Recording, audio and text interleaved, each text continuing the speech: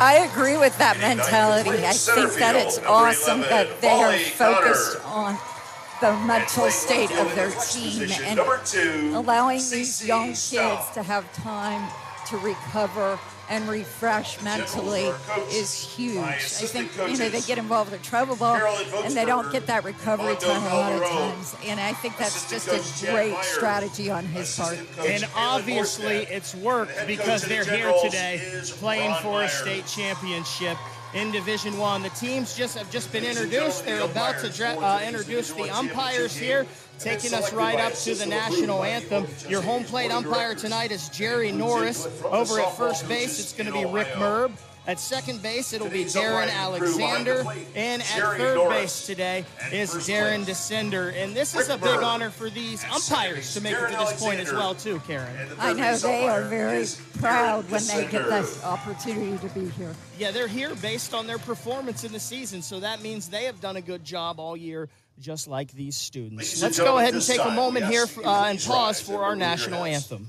Join us on our veterans and our country with the playing and singing of our national anthem.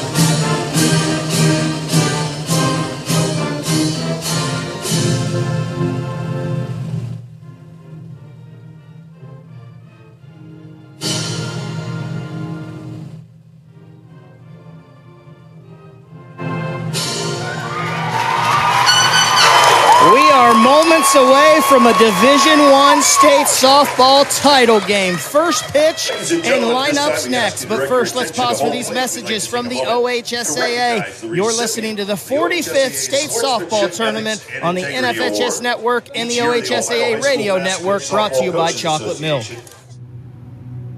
Spectrum News 1, a new kind of news channel dedicated to refreshing storytelling and empowering communities across the Buckeye State. With your local forecast every 10 minutes and all of the essential news you need 24/7. Plus, in-depth shows and exclusives focused on your community. Always Ohio, always refreshing, always on. We are Spectrum News 1, exclusively on Spectrum. The year was 1907. The Chicago Cubs won the World Series, and the Ford Model R hit the assembly line. While here in Ohio, school administrators came together to form the Ohio High School Athletic Association. A lot has changed since 1907, but not the dedication of the OHSAA to education-based athletics in Ohio. School sports teach responsibility, sportsmanship, and life lessons that stay with students long after their playing days are over. Since 1907, the OHSAA seeks to prepare students not for the next level of sport, but for the next level of life. The following is a broadcast presentation of the Ohio High School Athletic Association. Senior High School, Robert Nelson. What a beautiful day here at Akron Firestone Stadium for this championship Saturday. About 85 degrees with about a 12-mile-an-hour breeze blowing a little out to right, from left to right here. A couple clouds in the sky, but Karen, we've had a beautiful weekend weather-wise for this tournament. Mother Nature has smiled on Akron this weekend, and it's been awesome for the fans, for the players, for the coaches. Let's go ahead and give you the starting lineups. Your home team today is Anthony Wayne. The visitors are Austintown Fitch, so the Falcons will bat first. We will start there. Leading off, number 12, their junior shortstop, Ayla Ray. Caitlin Mitchell, she's a senior. She wears number 4. She is at second base. Their sophomore pitcher, number 5, Sydney Watts, will bat third. In the cleanup spot, it is senior catcher, number 34, McKenna Hogan. Batting fifth, the freshman Kylie Folkwine. She wears 13 and patrols center field.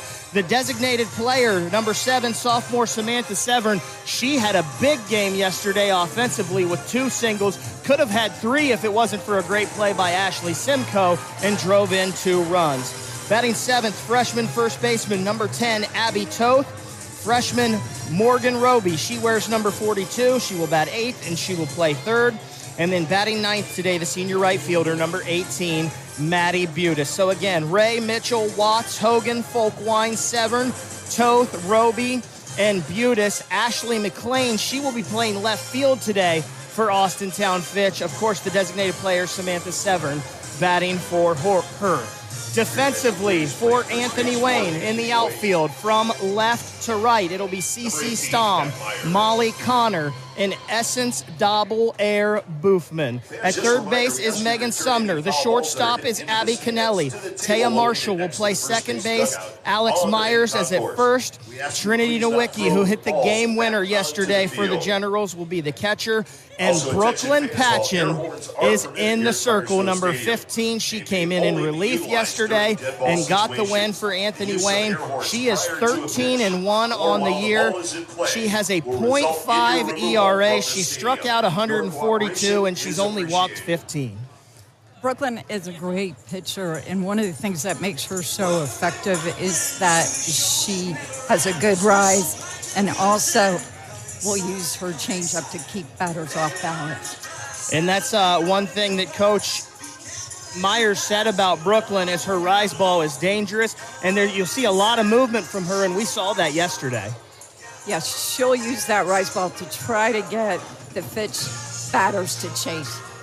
Austintown Fitch getting ready to come to the plate. They're wearing the navy blue Under Armour jerseys with white pants and a navy stripe down the side, white letters and numerals and red trim. Anthony Wayne in the field. They're wearing all white uniforms with royal blue letters and numbers. Karen, any final thoughts before Ayla Ray steps in here to lead this one off? I think this is going to come down to Anthony Wayne being able to put the bat on the ball against Watts and having Anthony Wayne play good bunt defense because Fitch is going to use small ball. Brooklyn Patchen's first one on the outside corner, swung on and missed by Ayla Ray. Good start for Brooklyn Patchen. Ayla Ray batting .545 on the year. She's hit 5 home runs. The 0-1 pitch is in. She checks her swing. It's low and outside, a ball. Ayla Ray yesterday in the semifinals, she had a hit and she scored a run. That hit was to lead the game off, which led to a run. Here's the 1-1 from Patchen. It's in there, it's outside, but she gets ready to chase, and she's ahead now in the count, 1-2. That might have been a little bit of nerves on Ray's part, swinging at that pitch. Ayla Ray set the wind, and Patchen fires on the outside part of the plate again, and she gets a strikeout. Strikeout number 1 of the game for Brooklyn Patchen. She was using her screwball Second baseman, number 4, Caitlin Mitchell. to stay off the plate, and Ray went for it. Here comes Caitlin Mitchell. She was 2 for 2 yesterday for this Austin Fitch team as she looks at a ball inside. So far, Patchen has stayed on that part of the plate, inside to righties, away from the lefties. Caitlin Mitchell was also brilliant in the field at second base for Austintown Fitch as she awaits the 1-0. She squares around to bunt. She does. It's past the third baseman, Sumner. And we have our first hit of the game, a bunt hit for Caitlin Mitchell. Coach Ward said that they were going to use their small ball. They were going to use bunting and their speed to put the pressure on Anthony Wayne. Megan Sumner, the freshman over there at third, charging, couldn't quite get her glove down in time. And we have our first base runner in this Division I state championship game. And it brings the dangerous Sydney Watts to the plate. The first pitch from Patchen, high and swung on and missed. Strike number 1. Well, this is how they kind of started the game yesterday by being able to score by putting hits and bunts together. Patchen's ready. She winds. She fires. That one's inside. It gets away from the catcher, Nowicki. And Mitchell is going to advance to second base. So the Falcons have a runner in scoring position here in inning number 1.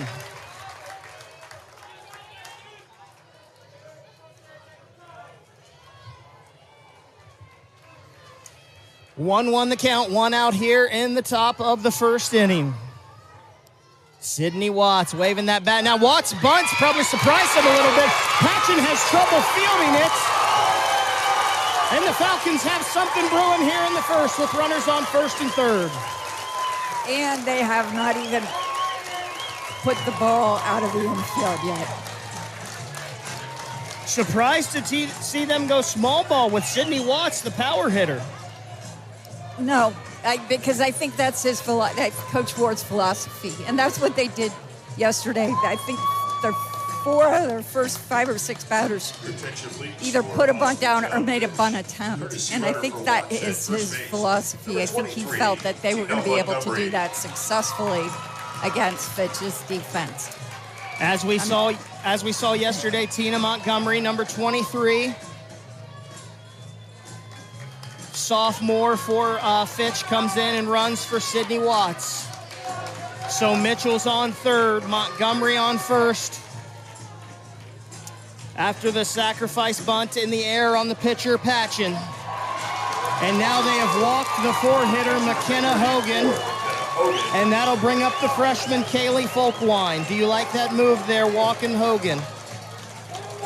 It creates a force at home plate, so they were going to pitch around her anyway, so you might as well not take a chance on getting a wild pitch or a pass ball.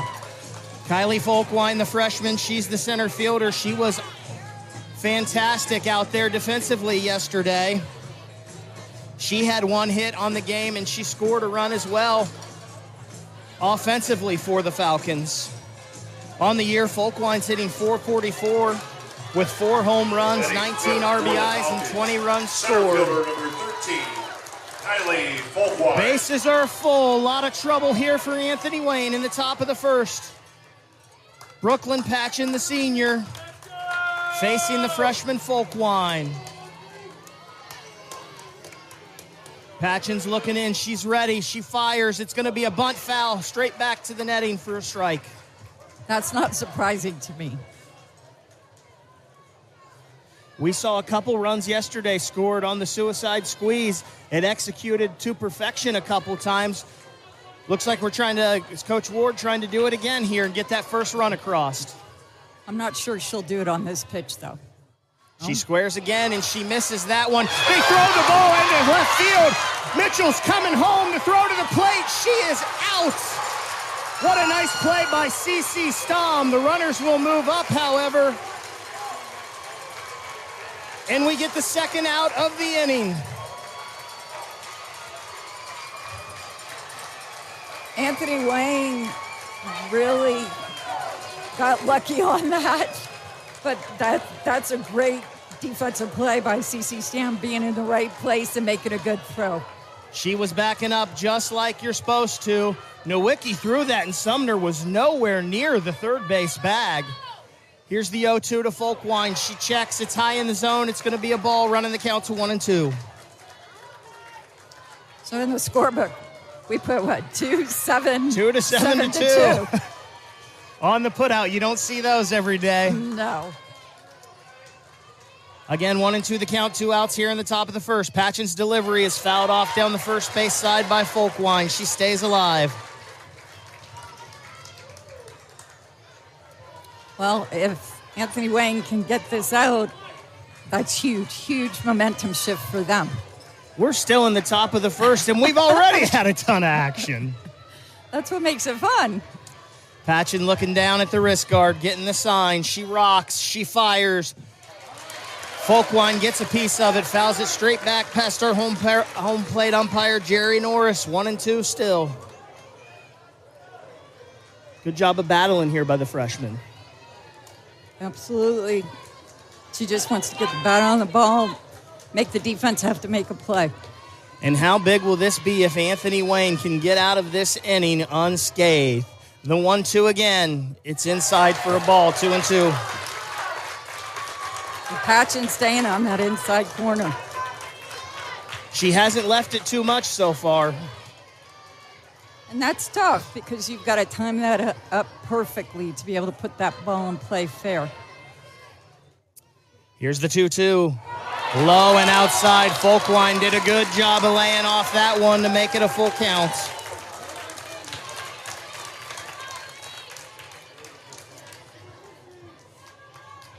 What a big moment here in this top of the first inning. Runners on third and second. 2 outs. The count is full. 3-2. The pitch. And it's ball 4 just inside. Folkwine started down to first and kind of turned and looked at the umpire just to make sure.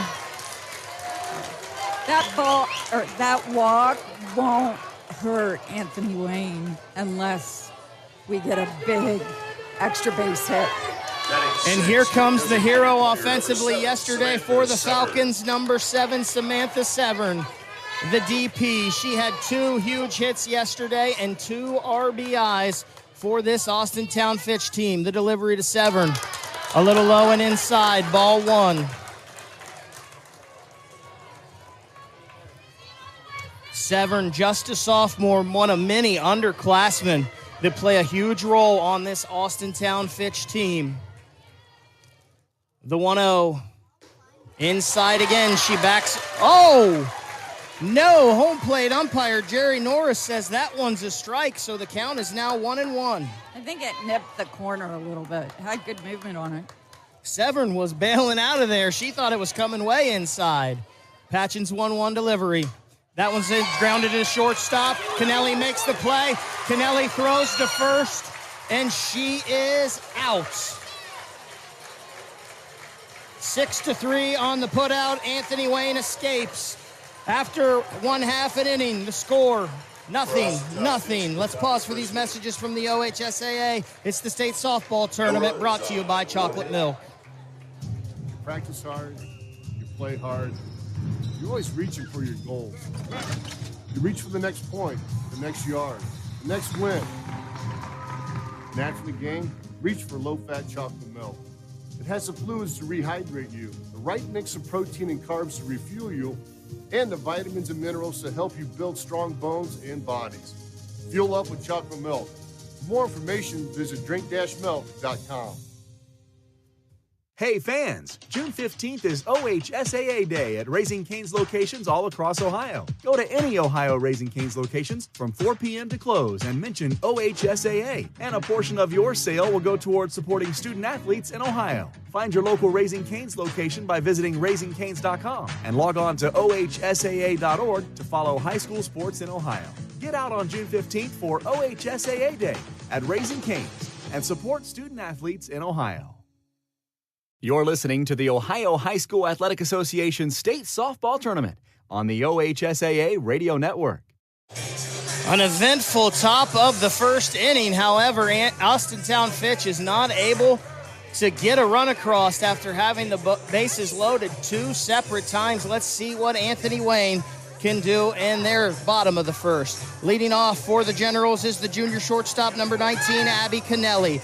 Essence Double-Air Boofman, number 17, the junior right fielder, bats second. The freshman, Megan Sumner, plays third and is number 22. The junior catcher, Trinity Nowicki, number 8, bats fourth. Pitcher, Brooklyn Patchen, number 15, is in the 5-hole. In the 6-hole, the first baseman, number 14, Allie Myers. Kat Myers is the designated player today. She wears number 18 and will bat 7th. Taya Marshall, the second baseman, senior wearing 99, is batting 8th. And batting 9th, sophomore Molly Connor. She's in center field and wearing number 11. They will face Sydney Watts. She threw the 14th ever no-hitter in the state semifinals yesterday afternoon. Her first delivery to Kennelly is in there. Skips in low and away for a ball. I mean, what can you say about Watts yesterday? 2 walks, 12 strikeouts, no hits, shutting out Lebanon to get here today, this Division I state title game. Here's the 1-0. It hits the outside corner for a strike, evening up the count at 1. Yesterday she had good command and good movement, and with her speed, she is obviously very difficult to get the bat through the ball. I heard someone had a radar gun here yesterday, and she got up to 70 miles an hour. I heard that as well. The 1-1, just a little outside. They're going to check the appeal on the check swing. She did not go. 2-1. Kennelly yesterday was 1 for 2 with an RBI. She also got on base via a walk and played solid defensively at shortstop for Anthony Wayne. Here's Watts' 2-1 to the junior, Abby Kennelly. Swung on and missed there, evening up the count at 2. Watts is keeping her outside. It's pretty amazing, Karen, when you look at the numbers for both of these teams. Austintown Fitch has 15 shutouts on the year. Anthony Wayne has 18, and their offensive numbers are just as good. Right, they can beat you a number of ways. They can beat you offensively. They can beat you defensively with their pitchers on the mound. Watts is 2-2, fouled back to the screen. We'll do it again here. I think today is about who stays consistent in all those phases. Abby Kennelly, the third-team All-Leaguer, batting .459 on the year. 14 RBIs, 39 runs scored, and a team-leading 22 stolen bases. The 2-2. Fouled off, straight back again. That looked exactly like the last pitch and swing from Kennelly, so we will do the 2-2 again. Those 22 stolen bases, when she gets on base, she can cause a lot of problems. Very true. You do not want to put the leadoff runner on base that has speed like she does. Essence Double-Air Bofman, they call her DB. She's in the on-deck circle, waiting for her turn to face Sydney Watts. Watts is ready. She rocks back, she fires, and another foul ball straight back to the net. Kennelly battling hard in her first at-bat of this Division I state title game. It's like the last game, we had a ton of foul balls, but that's a sign of a good hitter. You've got 2 strikes on you, and you're not going to pitch that you can hit, foul it off. You mentioned that last game. Congratulations to Talmadge. They win their 9th ever state softball title for that school. What an impressive number for the Blue Devils. Watts' 2-2 is in. It's a little high and outside, and we have run the count full. We've had a lot of 3-2 counts already.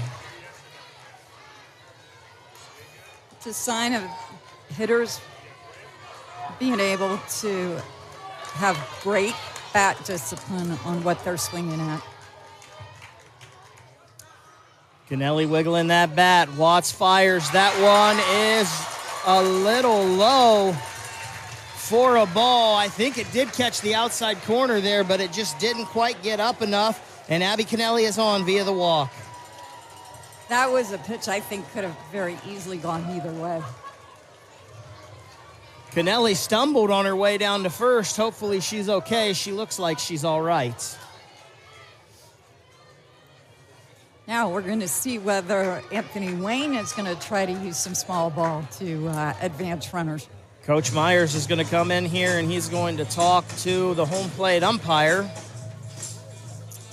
Not sure about what. Looks like it's just going to be a quick conversation here. They're looking over towards the Austintown Fitch dugout for some reason. I'm not sure what he's asking the umpire about. They must have come to a resolution or agreed to disagree, whatever it was, as Jerry Norris walks behind the plate and Myers walks back down to his third base coaching box. Essence Double-Air Boofman comes up, batting .440 on the year as the junior. 1 home run, 29 RBI, and a team-leading 49 runs scored. The first pitch to DB. Just out of the zone on the outside, ball 1. Both of these pitchers so far staying on the third base side of home plate. They're using their screwballs against the lefties to try to get them to have to chase something off the plate. The 1-0 from Watts. That one catches the plate for a strike. 1-1, we're even here. It'll be a long day if she can keep hitting that corner with that kind of movement on her screw. Now McKenna Hogan's going to go out and talk to her sophomore pitcher, Watts. Double-air Boofman yesterday. She was 0 for 1 at the plate. She did have a walk. She's another one that will wreak havoc on the base pass. She has 11 stolen bases on the year. And that's one of the things that takes to get to this far into your season is having good speed and being able to steal bases. Essence awaiting the 1-1 from Watts. Here it is. It's a swung and a miss. Kennelly heads down to second, though. The throw is wide, so Kennelly gets her 23rd stolen base of the year, and we have a 1-2 count now on Essence.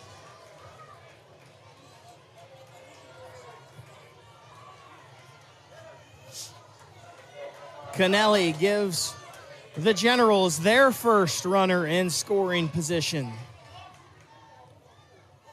The 1-2 from Watts to Boofman. Just a bit outside. 2 balls, 2 strikes. I agree with the umpire on that one. That one was a tiny bit too far off the plate. The Austintown Fitch fans say you're wrong, Gary. I know. That's why I agreed with the umpire because they were booing. The umpire's always right regardless. Here's the 2-2. It is high and outside. And we have another full count, 2 batters and 2 full counts here against Watts. Well, that tells you something about Anthony Wayne's approach at the plate. They're doing a good job of staying off stuff that is off the plate. The 3-2 is in and swung on, and Miss Sydney Watts gets her first strikeout of the game.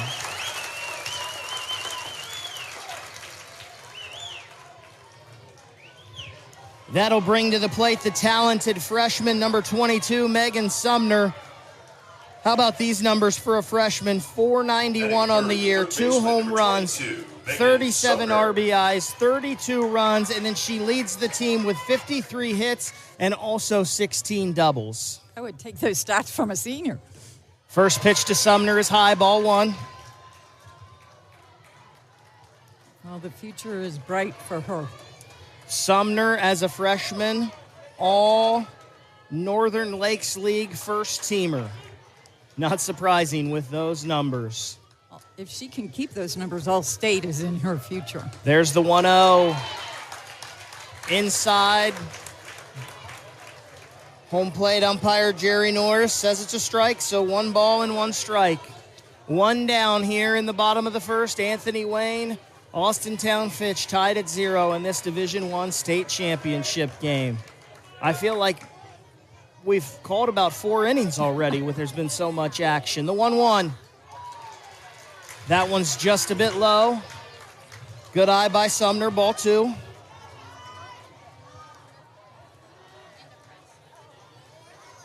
Sumner yesterday had a tough day at the plate. She was 0 for 3 and struck out twice. She has a chance to do some damage here. Abby Kennelly is on second base, just 1 down. The 2-1 from Watts. In there for a strike. We're even at 2. That may be one of the best pitches she would have had an opportunity to swing at in this at-bat. Watts looked confident on that one, though. Maybe her best delivery of the game so far. We saw her looking like that all day yesterday, so much so that I forgot she was a sophomore.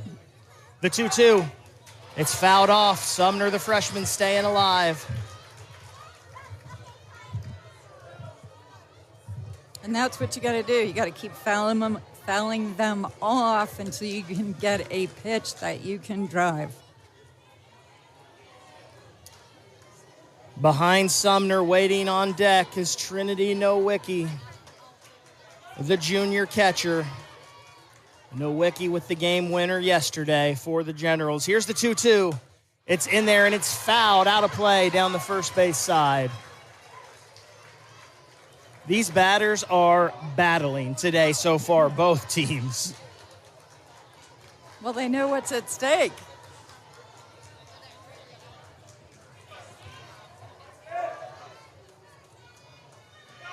team that's going to be able to win is the team that can put together back-to-back hits.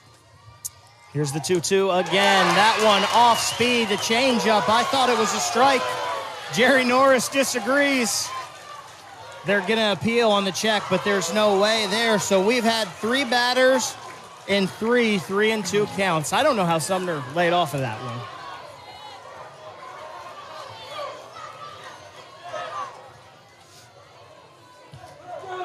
Watts doing a little bounce.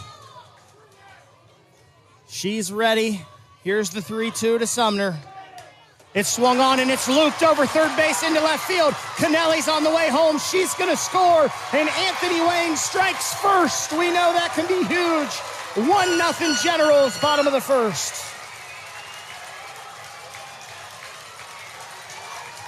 That was a huge at-bat, and she finally got a pitch that she could turn on and drive. The first hit all-state tournament against Sydney Watts. And it comes from the freshman, Megan Sumner. She's on first base now. Trinity Nowicki, the junior catcher, steps in. First pitch to Nowicki, just a little high.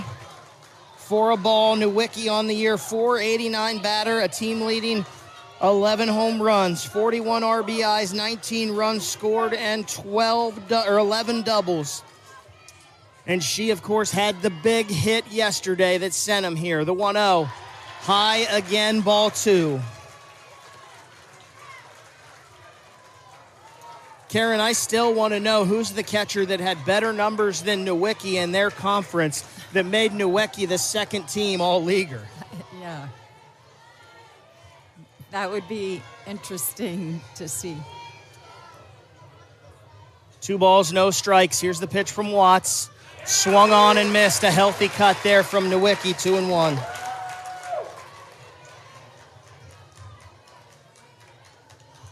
Nowicki committed to head down to Georgia, to Kennesaw State to play her college ball. Of course, she's got one more year with Coach Myers in the Generals here.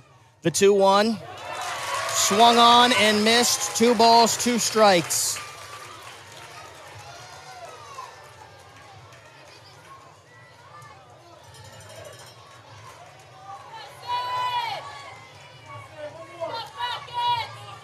Runner on first base is Sumner, the freshman. Nowicki, the batter, waving the bat, waiting for this 2-2. Here it comes. It's high, and it's over the catcher Hogan's head. Sumner will easily get down to second base, and we have a 3-2 count and a runner on scoring position with the dangerous Trinity Nowicki up to bat.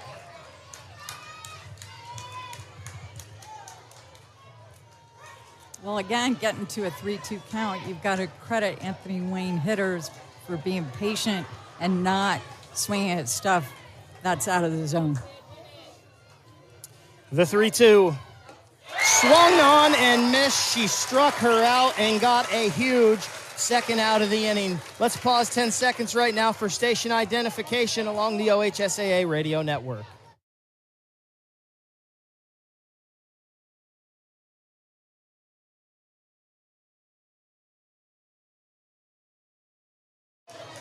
Ryan Baker, Karen Linder, our producer Jackson Lightcamp, all glad to have you along here for this Division I state championship game. 1-0, Anthony Wayne leads Austintown. Fitch, we're in the bottom of the first.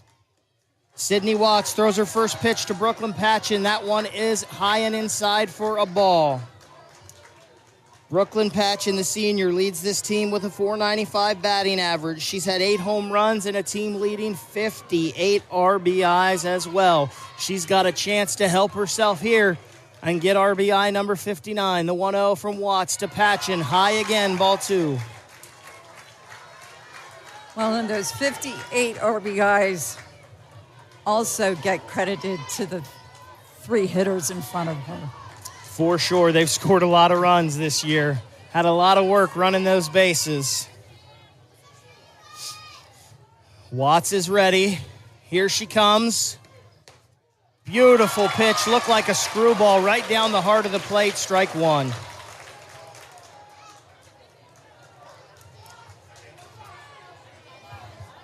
Patchen yesterday in the semifinal win over Watkins Memorial was 1 for 3 with the bat. Of course, what she did in the circle was a huge reason why they're here. The 2-1 swung on and missed, 2-2.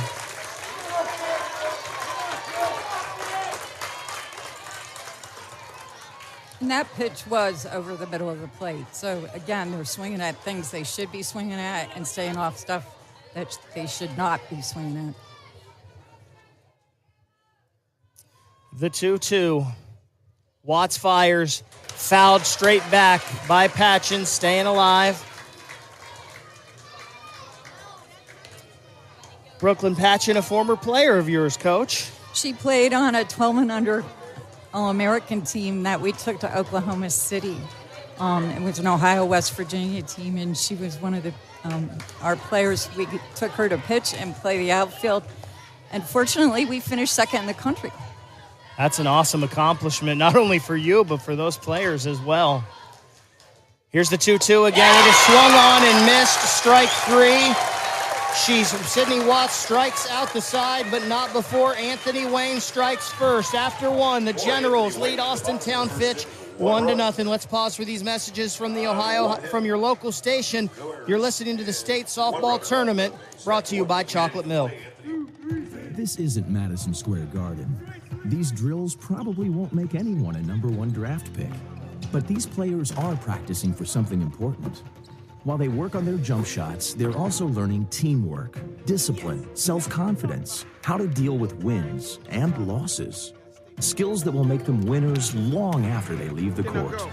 Support high school activities in your community, because when kids take part, they get set for life. Max Preps is your source for high school sports. From schedules to stats, live scores, rosters, video, and photos, Max Preps has it all. And when you download the Max Preps app, you can add your favorite teams and get notified on the go. Have your own personalized scoreboards and stay updated on the latest news surrounding your high school team. As a proud partner of the Ohio High School Athletic Association, Max Preps wishes every student, athlete, and coach out there a very successful season.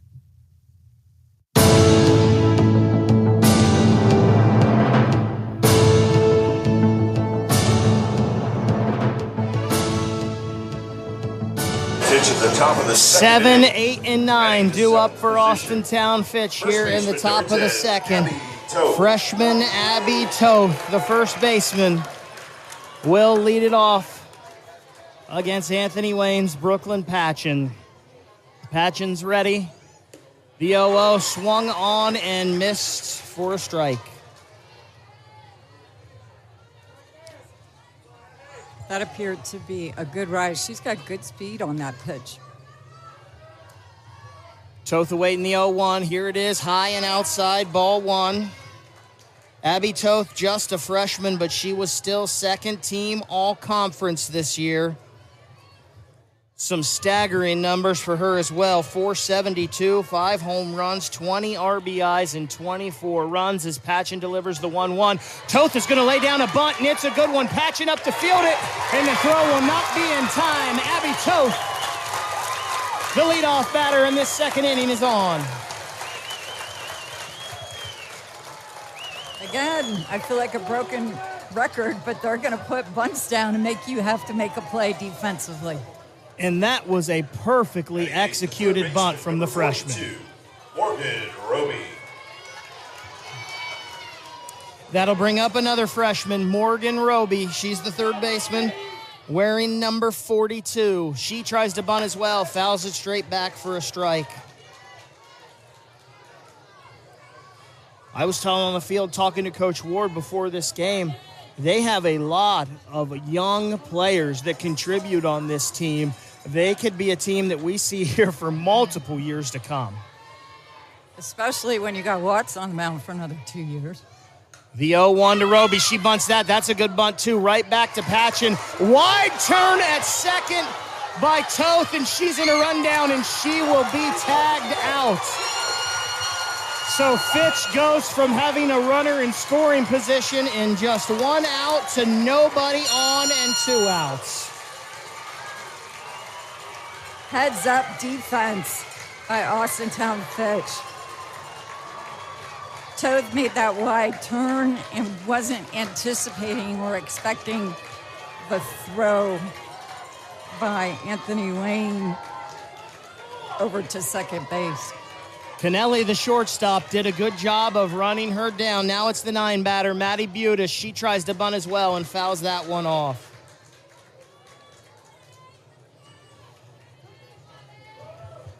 A little bit of a mistake there by the freshman on this stage. She was being heads up when she rounded the base. She turned to look, but she rounded too big. Butis lays down a bunt down the first base side. That's going to roll foul, and she's behind in an 0-2 hole. And she wasn't anticipating that they were going to throw behind her. You got to wonder, missed opportunities here so far in these first 2 innings for Austintown Fitch, if that'll come back to haunt them in the end. Here's the 0-2 from Patchen. It's in there. It's low for a ball.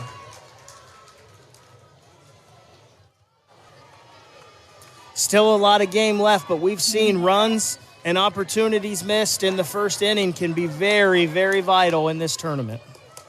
Most definitely. And it puts pressure, on your team when the other team scores first. The 1-2 is blown by Butis. Strike number 3. 3 outs after 1.5. It's Anthony Wayne 1, Austintown Fitch nothing. Let's pause for these messages from the OHSAA. You're listening to the State Softball Tournament brought to you by Chocolate Milk. Question. When you walk into the boardrooms of the most successful companies here in Ohio, who do you meet? Answer. Men and women who played high school sports. Education-based high school sports give us more than athletes we can root for. They give us leaders we can depend on. Question. So where will we find tomorrow's leaders? Answer. High school sports. This message presented by the Ohio High School Athletic Association and the Ohio Interscholastic Athletic Administrators Association. Everyone knows chocolate milk is delicious, but who knew chocolate milk was a noteworthy source of nourishment? It's packed with essential nutrients. Who knew chocolate milk was an exceptional source of energy? Plenty of protein and carbs to fuel and replenish. Who knew chocolate milk was a remarkable way to rehydrate? Water and electrolytes to replace fluids. When you're active, chocolate milk is a delicious way to nourish, energize, and rehydrate. Choose chocolate milk. You're listening to the Ohio High School Athletic Association State Softball Tournament on the OHSAA Radio Network. We go to the bottom of the second here. Anthony Wayne leading Austintown Fitch by a score of 1-0. Allie Myers, Kat Myers, and Taya Marshall due up here for Coach Myers Generals, and he hopes a lot more. Leading off for Anthony Wayne, bottom of the second inning, batting in the 6th position. Sydney Watts. 14, Allie Myers. 3 strikeouts in that first inning, but unfortunately for her, gave up a run. That one is in there for a strike to the first baseman, Myers. There was no doubt a strike right down the middle. Allie Myers, a .386 batter on the year. Tied for the team lead with 4 triples. The 0-1 from Watts, swung on and missed. When Watts is on her game like that pitch there, she's hard to hit.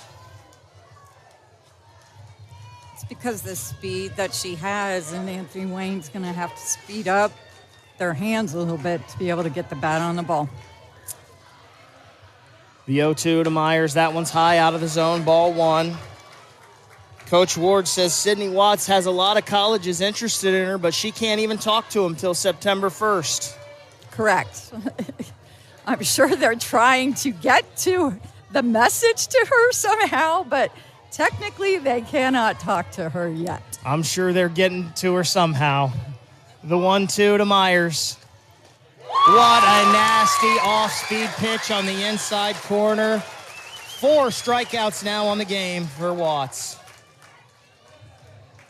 That was a nice low pitch right on the corner. That'll bring up the designated player, Kat Myers. We haven't even seen her pitch in this tournament, Karen. She's going to the University of Michigan to be a pitcher, and she's the fastest pitcher in this tournament, clocked at 73. The first pitch to her Hits the inside part of the plate for a strike. I know, I've heard a lot about her. I was kind of looking forward to seeing her pitch. Yesterday, Kat was down at first base. Today, it's her sister, Allie, as they flip-flopped roles. First base and designated player. The 0-1 from Watts to Myers. That's a little high and inside. I don't know if she checked it.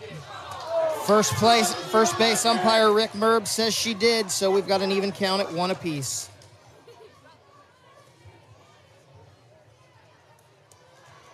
That was awfully, awfully close. 1 down here in the bottom of the second. 1-1 count, and we have time. Home plate umpire is saying something to both benches here. They gave her a ball because she did not present the ball. Okay. So now we have a 2-1 count to the batter, Myers.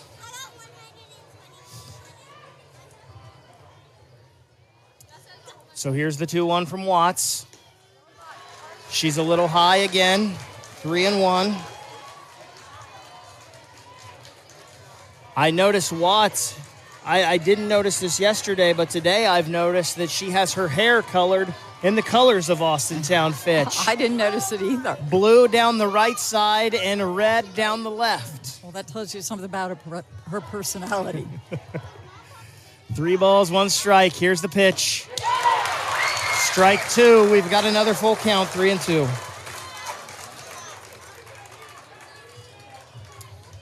You know, we talk about these batters battling and fouling off pitches, but that makes these pitchers battle as well, too. And that's what makes the game so fun, is to watch those intense battles. The payoff pitch to Myers on the way. Here it comes. Strike 3 swinging. Sydney Watts with 5 outs and 5 strikeouts.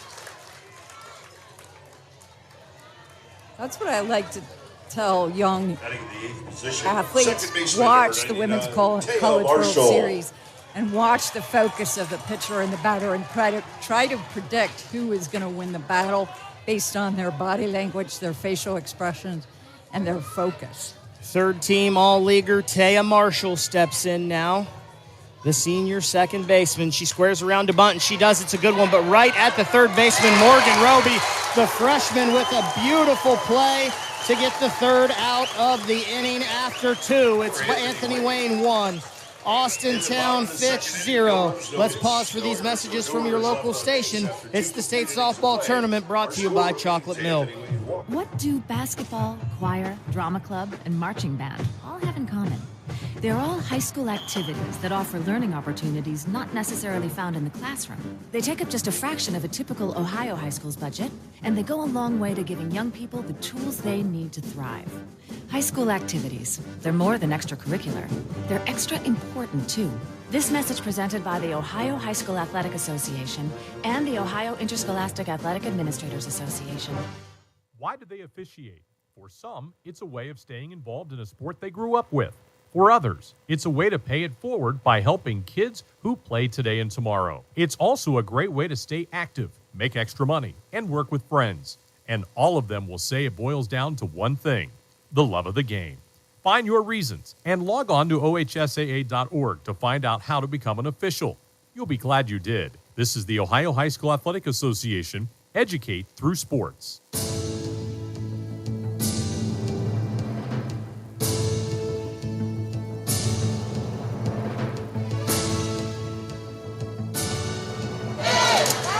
Welcome back to Firestone Stadium. Ryan Baker here and Karen Linder. Glad to have you guys along the NFHS network or the OHSAA radio network today for this Division I state softball game.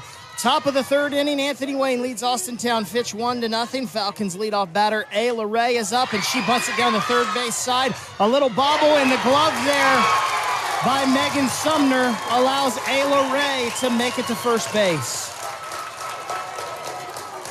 I'm anxious to see how they officially score that. Not often in a Division I state softball game do you see 2 freshman third basemen, but that's what we have in this one. And they're both doing a good job.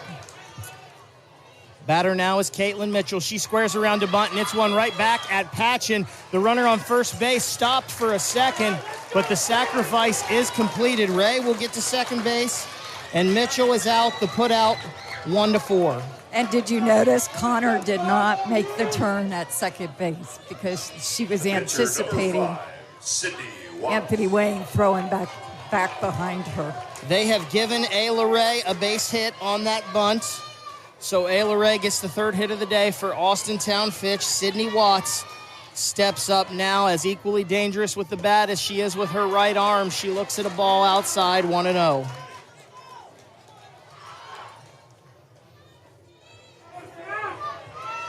Watts yesterday was 0 for 2. She did have an RBI in that game, though.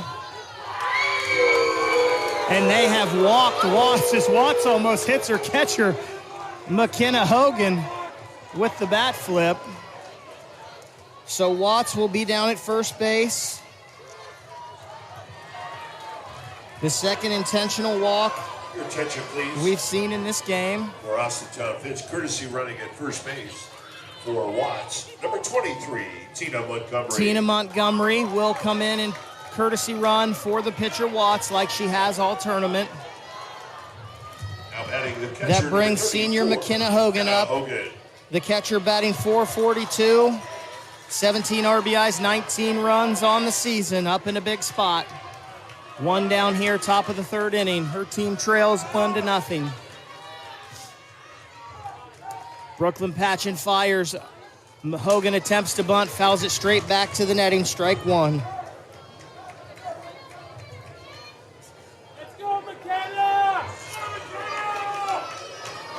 McKenna Hogan going to play her college softball next year at Notre Dame College with her teammate who bats second in this order, Caitlin Mitchell.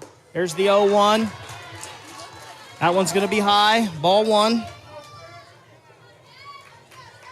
It's awesome for both of them to be able to go play at the next level. A lot to look forward to. Hogan, the catcher for Austintown Fitch, waiting for this 1-1 delivery. She squares to bunt again. It's high, and she misses that one. She kept her attempt, though, so it's strike two. She's down 1-2.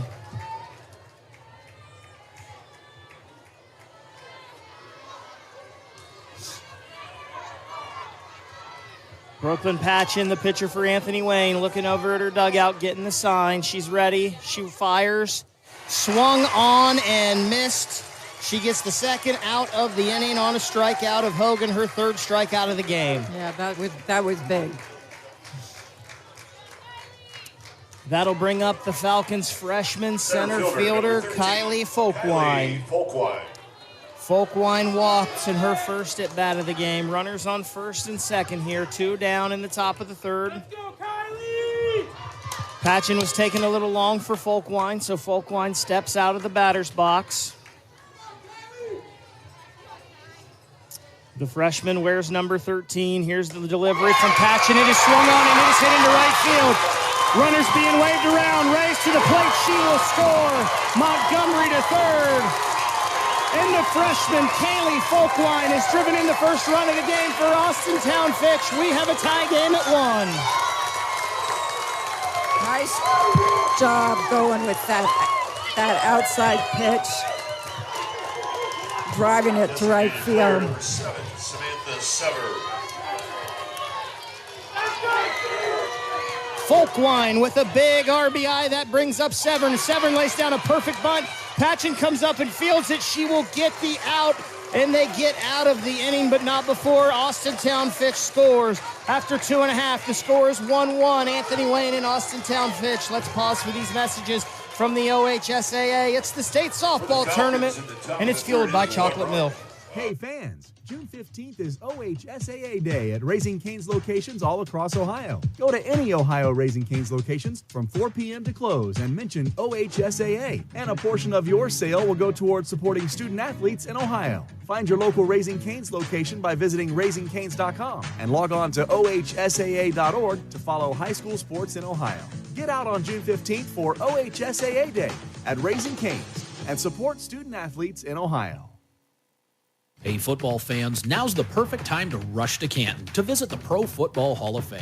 Located only a short drive away, the hall provides experiences you can't get anywhere else. Enjoy the Super Bowl Theater, the Game for Life holographic experience, interactive displays, one-of-a-kind memorabilia, and lots more. The hall is open 7 days a week, so what are you waiting for? Get off the bench and get into the game. Tickets are available right now at profootballhof.com. You're listening to the Ohio High School Athletic Association State Softball Tournament on the OHSAA Radio Network. Big piece of two-out hitting by the freshman, Kylie Folkwine. Gets Austintown Fitch on the board, and here in the bottom of the third, Anthony Wayne and the Fitch Falcons are tied at 1. Well, this is what we anticipated, a close ball game. Leading off here for Anthony Wayne is the sophomore Molly Connor. She's the center fielder. She wears number 11. She actually started in the circle yesterday for the Generals as she looks at a first pitch ball from Sydney Watts. She had a rough go of it. She only went 2/3 of an inning. She only gave up 1 run, but Coach Myers made the move that proved to be correct and switched her and Brooklyn Patchen, and now they're here playing for a state title. I'm sure Molly had a lot of nerves going on yesterday. Here's the 1-0 from Watts to Connor. That swung on and missed. Strike 1. The sophomore pitcher against the sophomore center fielder. Connor yesterday with the bat was 1 for 3. Waving the bat over that right shoulder, waiting for the pitch. Here it comes from Watts. It is swung on and fouled straight back. Connor's in a 1-2 hole.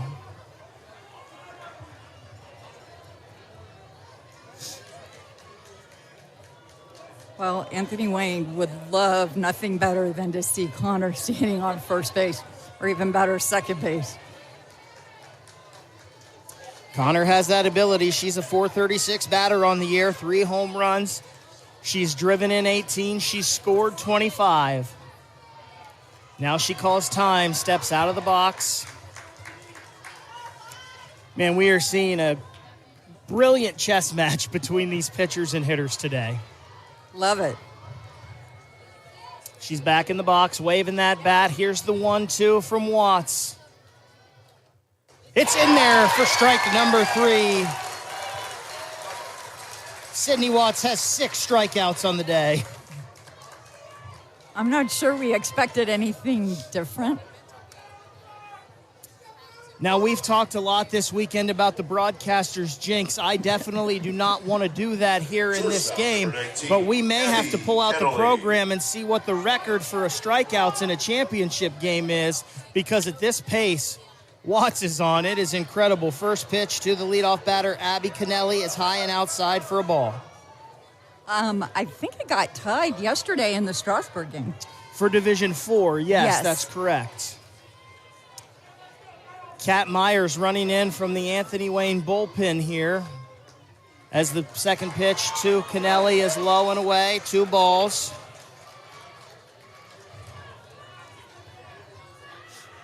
I have to believe that's a just-in-case move there, having her get a couple pitches in. Most definitely, I'm sure they want to have backup plan ready.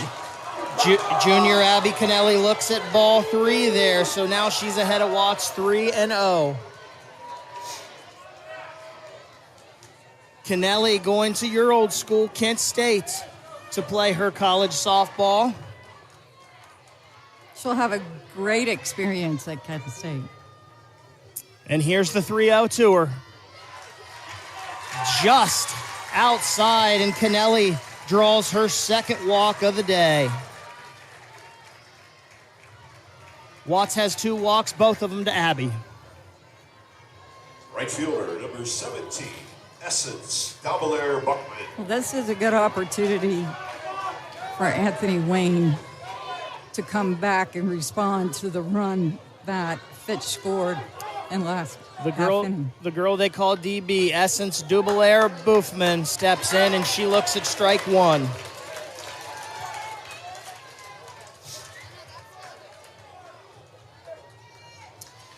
We talked about Kennelly. She had, after she walked the first time, her 23rd stolen base of the year. See if they put the wheels in motion with her at first. The 0-1 to DB. Just outside, 1-1 the count.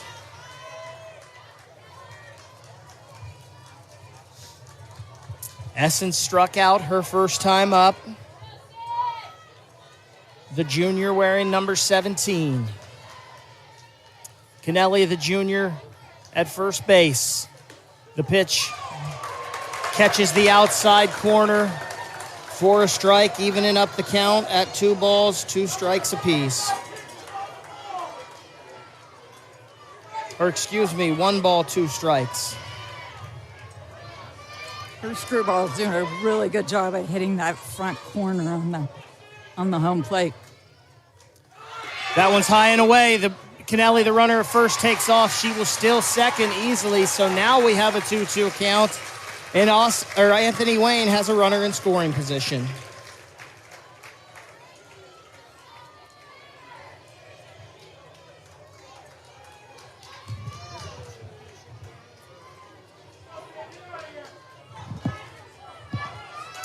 Here's the 2-2 from Watts to Double Air Boofman.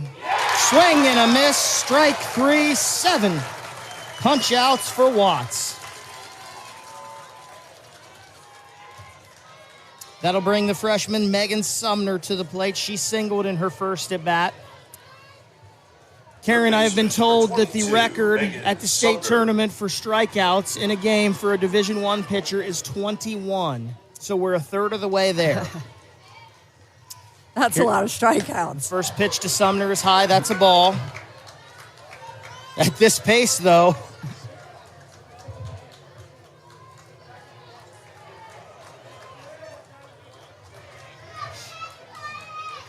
They would have to go extra innings. Do we want extra innings? We like the excitement of extra innings, I guess, as that one is in there for a strike, 1-1. I think when we're here in the moment, we just want the best game possible.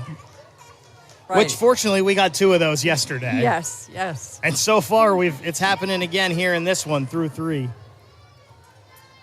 The 1-1. Right down the heart of the plate. Sumner looks at it for strike 2.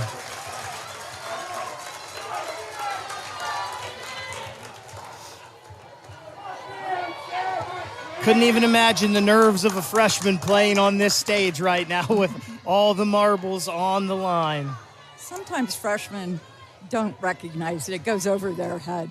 They just want to play. There's the 1-2, and Sumner just gets a piece of it fouled off. They're just happy. A lot of freshmen are just happy to be playing on the varsity team. And I guess at this point, they've got so many games under their belt, they're basically a sophomore by now.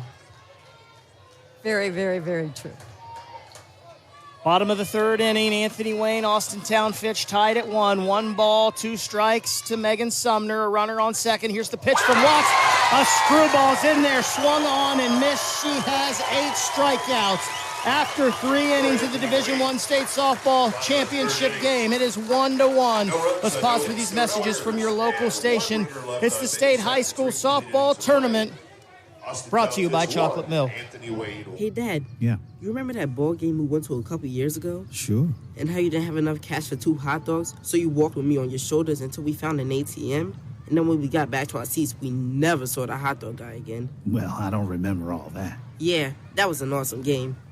You never know which moments will be the ones they'll remember forever, so take time to be a dad today. Learn more at 1-877-4DAD-411 or visit fatherhood.gov. Brought to you by the U.S. Department of Health and Human Services and the Ad Council.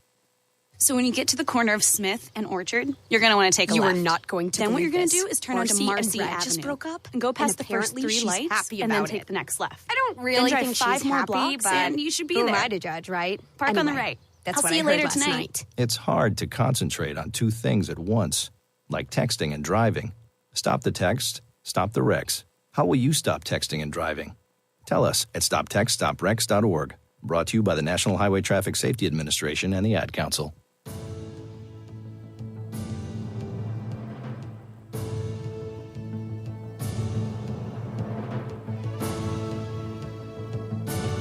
first baseman. What a number 10, game through Abby 3 Toth. innings. Anthony Wayne won, Austintown Fitch won. The Falcons coming to bat here in the top of the 4th.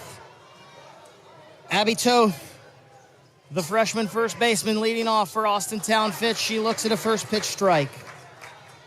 Patton did a really nice job painting that corner on that pitch.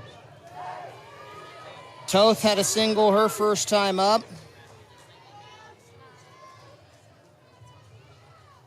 She swings at that one a little out of the zone, strike 2. Yeah, and Patchen came back with the outside pitch. Remember, Toth got thrown out at second base on a sacrifice bunt attempt where she rounded just a little too far off the bag and got nailed. She swings at strike 3 there. Patchen gets her 4th strikeout and first out of the inning.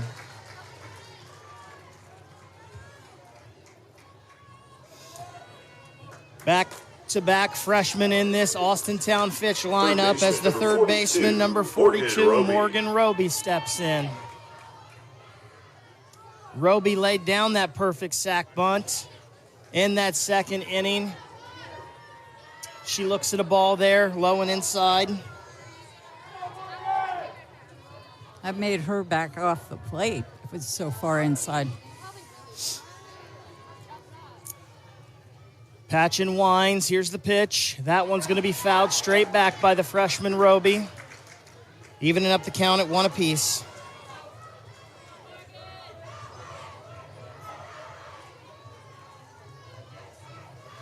Brooklyn Patchen so far on the day, giving up the 1 run.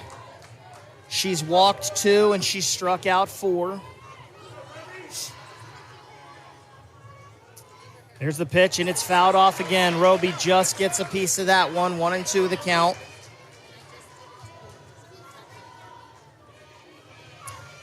Roby defensively made a nice play, very smooth on a bunt earlier to get a Anthony Wayne runner out at first. Here's the 1-2. She looks at that one high and out of the zone. 2 balls, 2 strikes.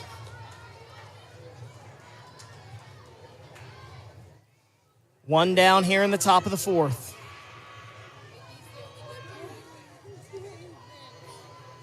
One more state champion to be crowned after this one, the D4 game, as that one is strike 3 on the outside corner from Patchen, her 5th strikeout of the game. That was one of those outside corner pitches that could have gone either way. It was probably too close to look at. That'll bring up the right fielder, Maddie Butis. It's Hopewell Loudon taking on Strasburg, the Division IV state title game after this. The first pitch to Butis. She looks at that one, a called strike on the inside corner.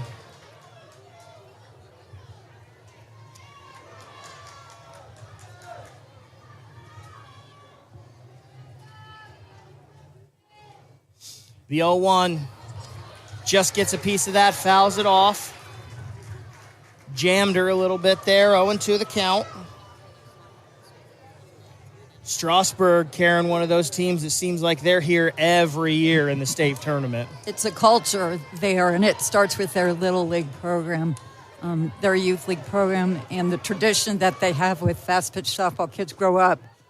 The 0-2 to Butis, a little low, ball 1. They grow up in Strasburg with the idea that we're going to win a state title when I get to high school.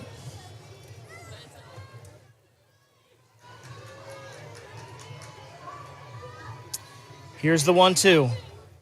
Swung on and missed, strike 3. Patchen strikes out the side. We head to the bottom of the 4th. Anthony Wayne won. Austintown Fitch won. Let's pause for these messages from the OHSAA. You're listening to the state softball tournament brought to you by Chocolate Milk. You practice hard. You play hard. You're always reaching for your goals. You reach for the next point, the next yard, the next win. And after the game, reach for low-fat chocolate milk. It has the fluids to rehydrate you, the right mix of protein and carbs to refuel you, and the vitamins and minerals to help you build strong bones and bodies. Fuel up with chocolate milk. For more information, visit drink-milk.com. Why do they officiate? For some, it's a way of staying involved in a sport they grew up with. For others, it's a way to pay it forward by helping kids who play today and tomorrow. It's also a great way to stay active, make extra money, and work with friends. And all of them will say it boils down to one thing: the love of the game. Find your reasons and log on to ohsaa.org to find out how to become an official.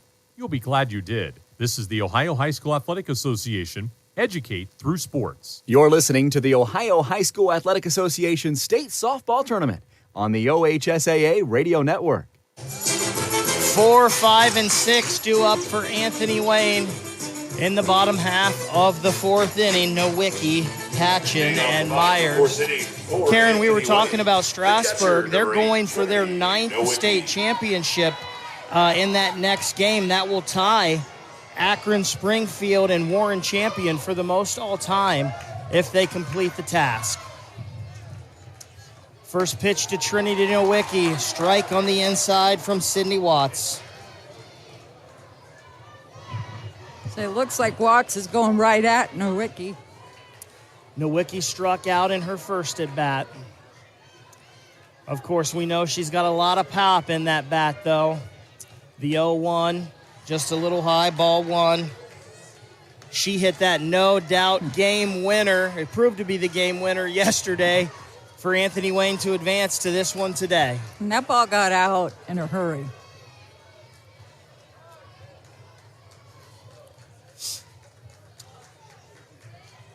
Watts looking in. She's ready. She rocks. She fires. Nice pitch right there. Blows it by Nowicki, 1-2. Nowicki wanted that pitch. She had a good swing on it. Just was out in front a little bit. She's taken a couple good cuts so far in this game. If she makes contact, it's going to go. Here's the 1-2 to the junior catcher. Swung on and missed. Strike 3, 9 strikeouts. 10 outs, 9 strikeouts for Sydney Watts. And as a leadoff, that's a big out for Fitch. Especially with the dangerous Brooklyn Patchen coming to the plate.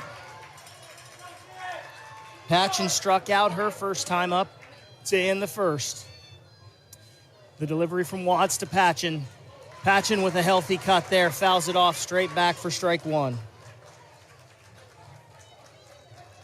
I mean, you've got to take her cuts against Sydney Watts. She's really not going to walk anybody. So when you get a pitch that's on over the plate, you do need to take a healthy cut. We mentioned Brooklyn. She leads this team with 58 RBIs, so it's always good when you can get her up with nobody on. Here's the 0-1 from Watts. Just a little bit high, ball one. That was a pretty pitch. And you got to credit Patchen because she stayed off of it.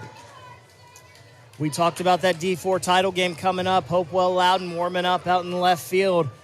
Strasburg Franklin has arrived there out in right field. Watching this Division I championship game. The 1-1 from Watts. That one's popped up. Foul ground just by first base, and it's going to be caught by the freshman first baseman, Abby Toth, for the second out of the inning.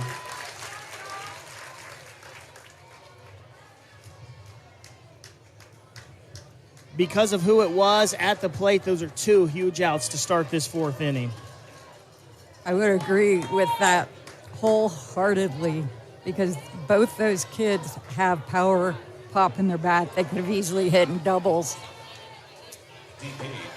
Here's the junior, Allie Myers. She's going to be playing her softball at OU at the collegiate level. The first pitch to Myers, high for a ball.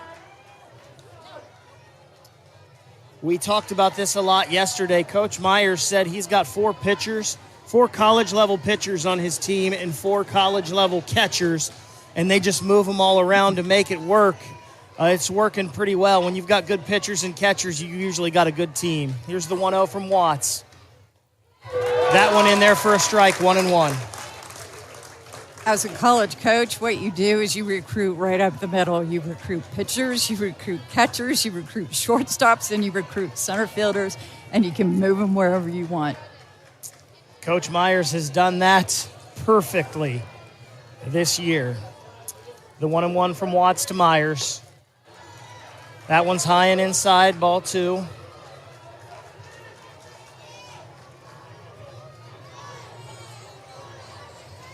Allie, just a junior. Her sister, Kat, is on deck. We saw Kat warming up in the outfield a little earlier, just getting that arm loose just in case. The 2-1 from Watts. That one's fouled off, even in the count at 2 apiece. And I'm sure that's why Kat is playing DP today and not first base, so that she can warm up and be prepared to come in the game at any moment.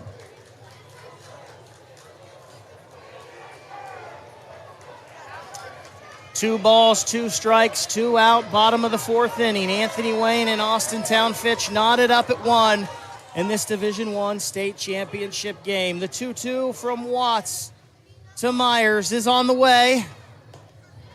High, ball 3, and we have another full count. I don't know that I've seen as many full counts before. It is pretty impressive, the matchups we have going on here today with these hitters and these pitchers. Watts spiking the ball into her glove, almost looking like it's frustrating her a little bit.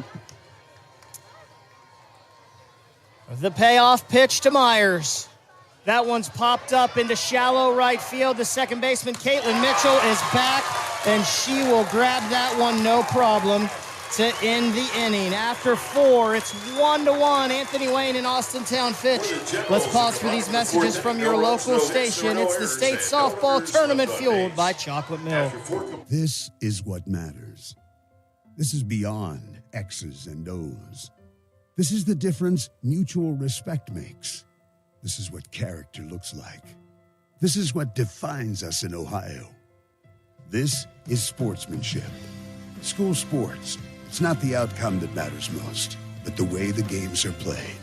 This message presented by the Ohio High School Athletic Association and the Ohio Interscholastic Athletic Administrators Association. MaxPreps is your source for high school sports. From schedules to stats, live scores, rosters, video, and photos, MaxPreps has it all. And when you download the MaxPreps app, you can add your favorite teams and get notified on the go. Have your own personalized scoreboards and stay updated on the latest news surrounding your high school team. As a proud partner of the Ohio High School Athletic Association, MaxPreps wishes every student, athlete, and coach out there a very successful season.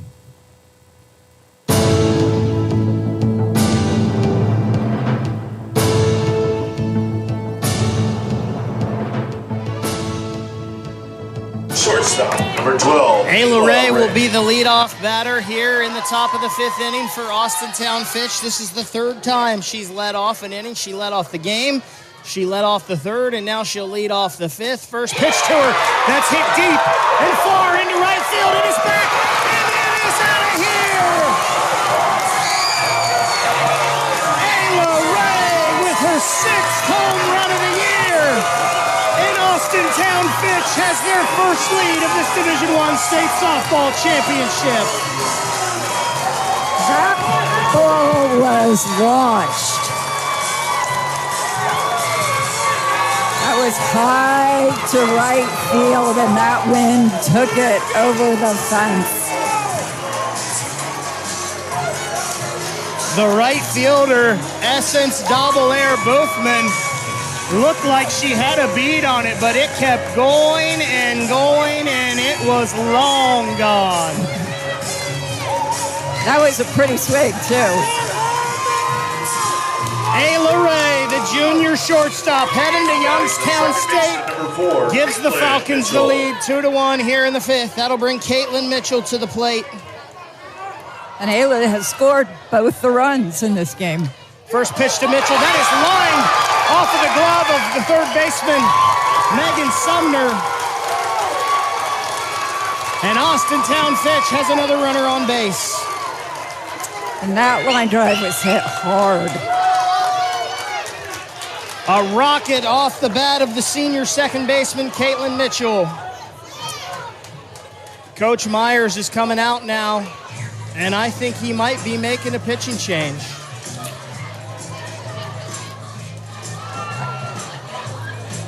I think it's probably a smart move at this point because Fitch has figured out the timing on hitting Patchen.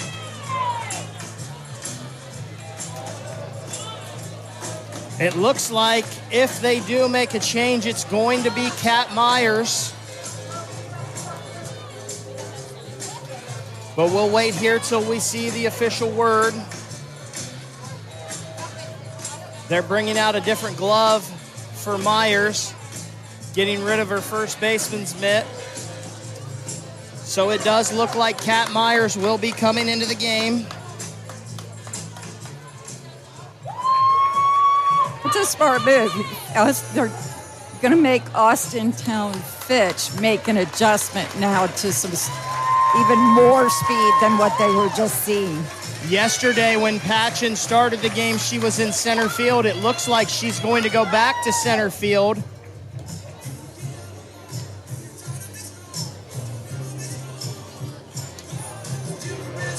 Cece Stom has come in from the outfield. He's now pitching for Anthony Wayne.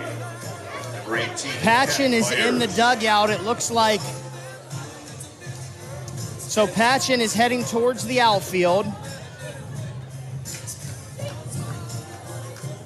Number 15.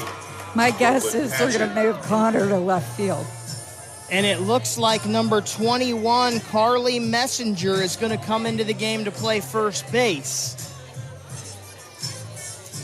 Myers on the year, no slouch in the circle. In fact, she's pitched the most amount of games for everyone on this Anthony Wayne team. This will be her 22nd appearance. Myers is 11-1 on the year.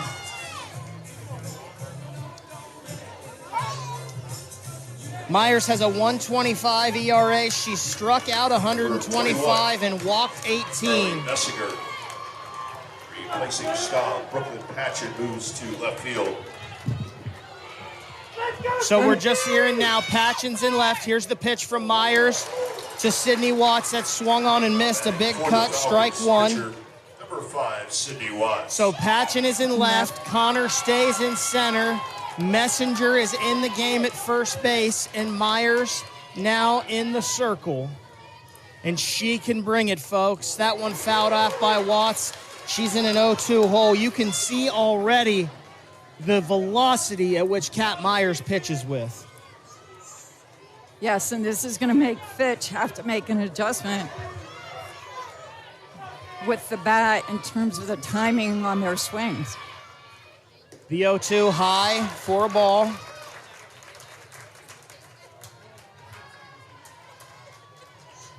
But they should be used to seeing fast pitching because they see it out of Watts. Myers looking at the dugout, shaking off whatever was being called. Watts goes ahead and steps out of the batter's box. Sydney laid down a sacrifice her first time up. She walked her second. The 1-2, that one's high and out of the zone for ball two.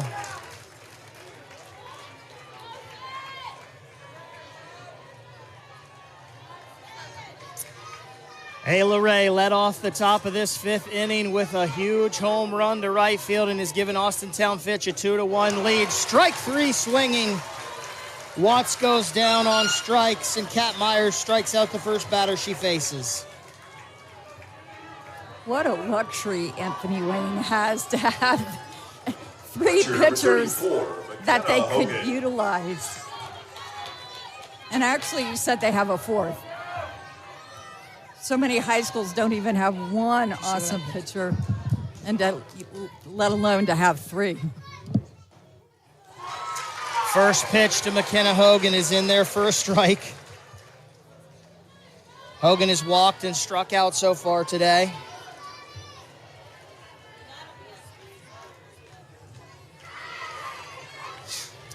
Caitlin Mitchell with a single this inning on first base. Hogan squares around to bunt, and that is foul down the first base line. She's in an 0-2 hole. With that velocity, it's going to be a little more challenging for Fitch to put their bunts down.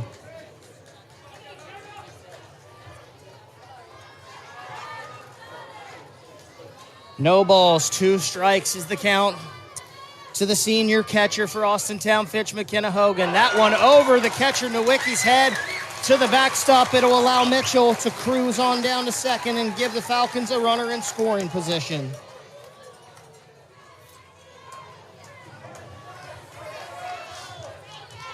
Well, Fitch will take those bases any way they can get them.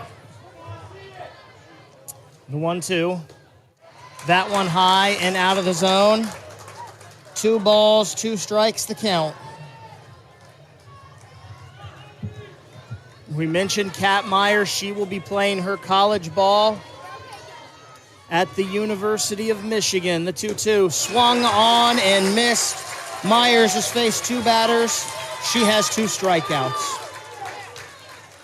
Patchen is a good pitcher, and she throws pretty hard, but the velocity between her and Myers is staggering. Myers throws so hard. Yeah, that's a big difference. And it's why both pitchers are effective, and especially if you can use both of them in one game, it's going to make the other team. Kylie Folkwine's the batter. She swings and misses at the first pitch. It's going to make the other team have to make some adjustments with how they're approached. Folkwine had a huge hit in the 3rd inning, driving in the first run of the game for Austintown Fitch. That one is inside. It gets away from the catcher. Mitchell is on her way to third. She rounds. She will stay right there, though. So another wild pitch. And Mitchell is at third. And that's one thing about the speed is your catcher has to make an adjustment too. 1 already in this inning for the Falcons. They're trying to add more. Their 2-1 lead. That was swung on by Folkwine. It's hit deep into right field. That's in the gap. It 1-hops the wall. Mitchell scores. Folkwine rounds second. She's on her way to third. And Kylie Folkwine has her second RBI of the game with a big 2-out triple.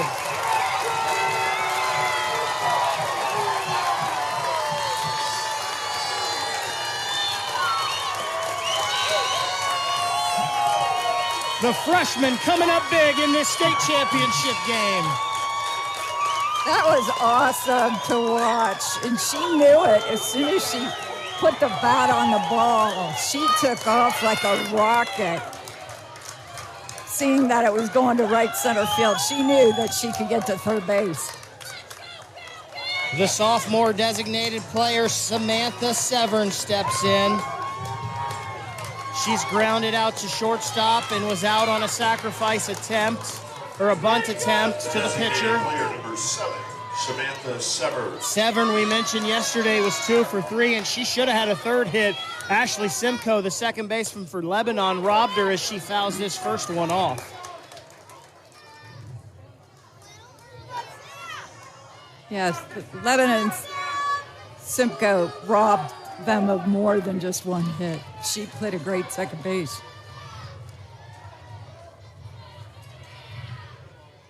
The 0-1. Myers took something off of that and fooled Severn. Beautiful pitch for strike 2. That was. I'm impressed because that's huge difference in speed. Here's the 0-2 to Severn. Severn lines that one just foul down the first base line. The one thing, though, about speed is if you make contact or you make good, solid contact with that speed, the ball's going to get to the outfield a lot quicker. Kylie Folkwine, after her triple, stands 60 feet away. 2 outs here in the top of the 5th. High and outside from Myers, and the ball back to Myers gets away. Folkwine's coming to the plate, and she will score. It's 4-1, Austintown Fitch.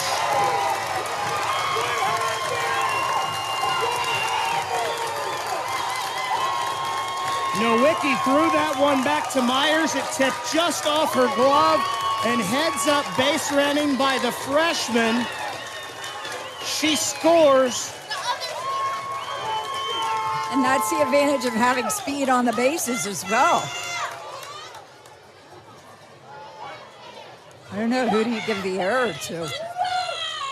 I'm not sure if Severn fouls the 1-2 off. I would almost think it has to be Myers. It looked like she was turning as the ball came in, but I'm not sure. Yeah, I had my head down. I was writing on the score sheet, and I looked up, and the ball had gotten past Myers. The 1-2. Severn hits this one. Nice play by Kennelly, the shortstop, but she can't handle the throw at first. It was in the dirt. Messenger can't get it, and the Falcons have another base runner.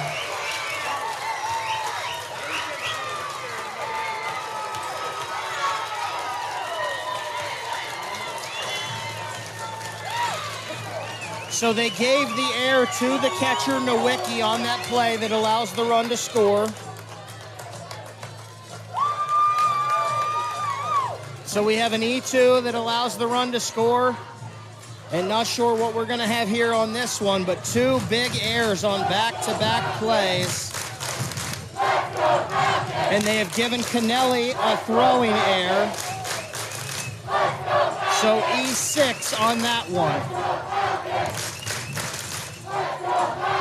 I'm impressed with Nowicki because after that play, the ball was dead. She brought the whole infield in to try to talk to them to just settle down and get their composure back. 3 runs in this inning for Austintown Fitch.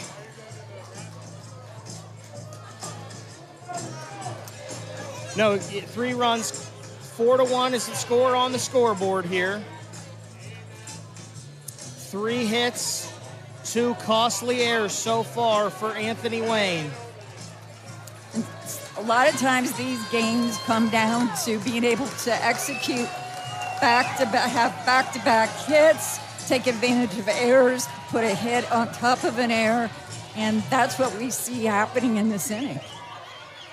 Huge top of the 5th for Austintown Fitch. The freshman Abby Toth steps in. She is singled and she has struck out on the day. She fouls that one back for strike 1.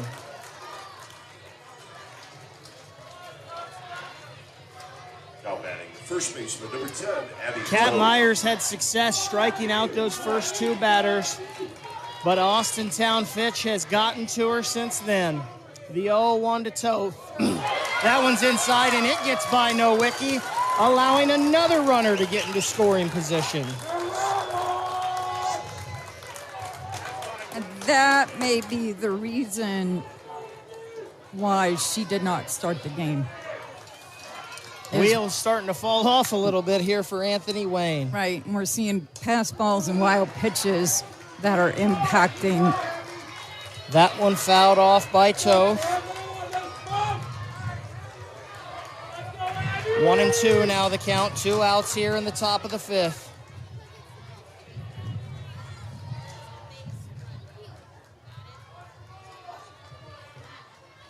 Myers wheels, she deals. Toth hits that one into left field. It's in front of the left fielder, Patchen. Smartly, they hold the runner at third, but heads up base running by Toth. On the throw in, she will get to second base.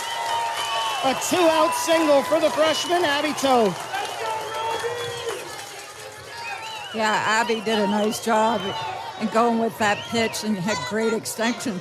But I am also impressed with Patchen and how she came in and stopped that ball and got the ball back into the catcher to stop the run. She was trying to make the out. She got short hopped and did a beautiful job. You're right. Morgan Roby swings at the first pitch, smacks that one foul down the right field line.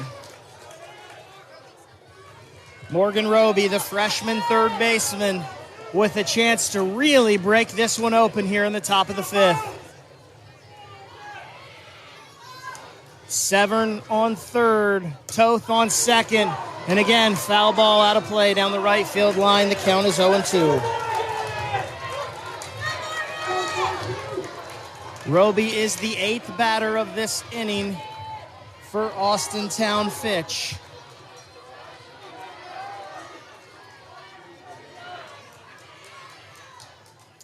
Here's the 0-2. Roby again fouls this one off, and it is going to get out of play down the right field line. The freshman is battling. Let's pause 10 seconds for stations to identify themselves on the OHSAA radio network.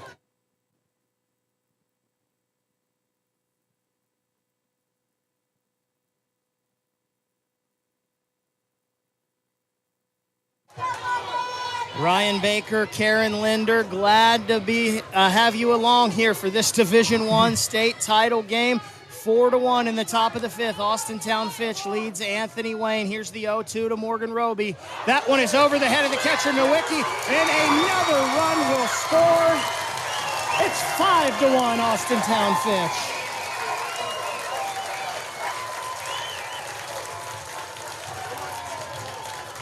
And Karen, you mentioned it, sometimes with the higher velocity, you get a little bit of wildness, and we have seen that here so far with Kat Myers. Yeah, she throws hard, but she doesn't have complete command of where those pitches are going.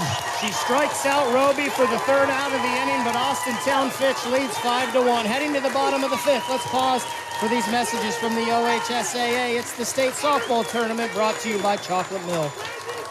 Everyone knows chocolate milk is delicious, but who knew chocolate milk was a noteworthy source of nourishment? It's packed with essential nutrients. Who knew chocolate milk was an exceptional source of energy? Plenty of protein and carbs to fuel and replenish.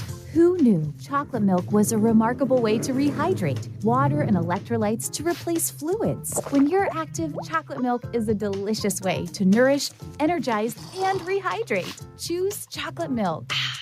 The year was 1907. The Chicago Cubs won the World Series, and the Ford Model R hit the assembly line. While here in Ohio, school administrators came together to form the Ohio High School Athletic Association. A lot has changed since 1907, but not the dedication of the OHSAA to education-based athletics in Ohio. School sports teach responsibility, sportsmanship, and life lessons that stay with students long after their playing days are over. Since 1907, the OHSAA seeks to prepare students not for the next level of sport, but for the next level of life. You're listening to the Ohio High School Athletic Association State Softball Tournament on the OHSAA Radio Network. 4 runs and 4 hits, 2 errors, and a couple wild pitches in the top of the fifth, and Austintown Fitch has a 5-1 lead over Anthony Wayne.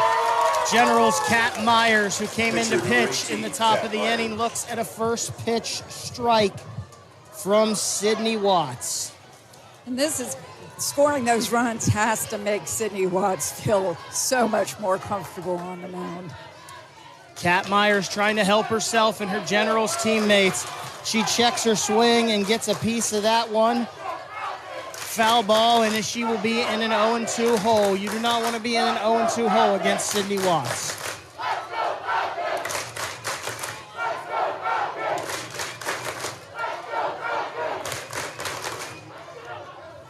Let's see if Sydney makes her go fishing. Sydney, the first team and the player of the year, all conference. She fires the 0-2 to Myers. That one skips in for a ball, 1-2. Which is not a bad pitch when you've got 0-2 to put one in the dirt. Myers struck out in her only plate appearance so far today. Anthony Wayne, this is their second trip in the past 3 years here to Firestone Stadium in the state tournament. 7 of their starters played in that game 2 or 3 years ago. Myers bloops this one up foul by the first baseman, and Abby Toth, the freshman, will make the catch. 1 down here in the bottom of the fifth. It's hard to believe we've only played 5 innings. I mean, there's so much action that has happened, especially in that last inning. Taya Marshall, who grounded out to third base her first time, steps in. The senior second baseman. The wind and the pitch, and that one is fouled back. I'm not sure how she got her bat on it. 0-1 the count. Marshall heading to Indiana University at Pennsylvania to play college ball. I think Marshall swung at that in self-defense, trying to not get hit in the head by that ball. The third team all-leaguer wearing 99 stands in, awaiting the pitch from Sydney Watts. Here it is. And that one skips into ball one. 1-1 the count to Marshall.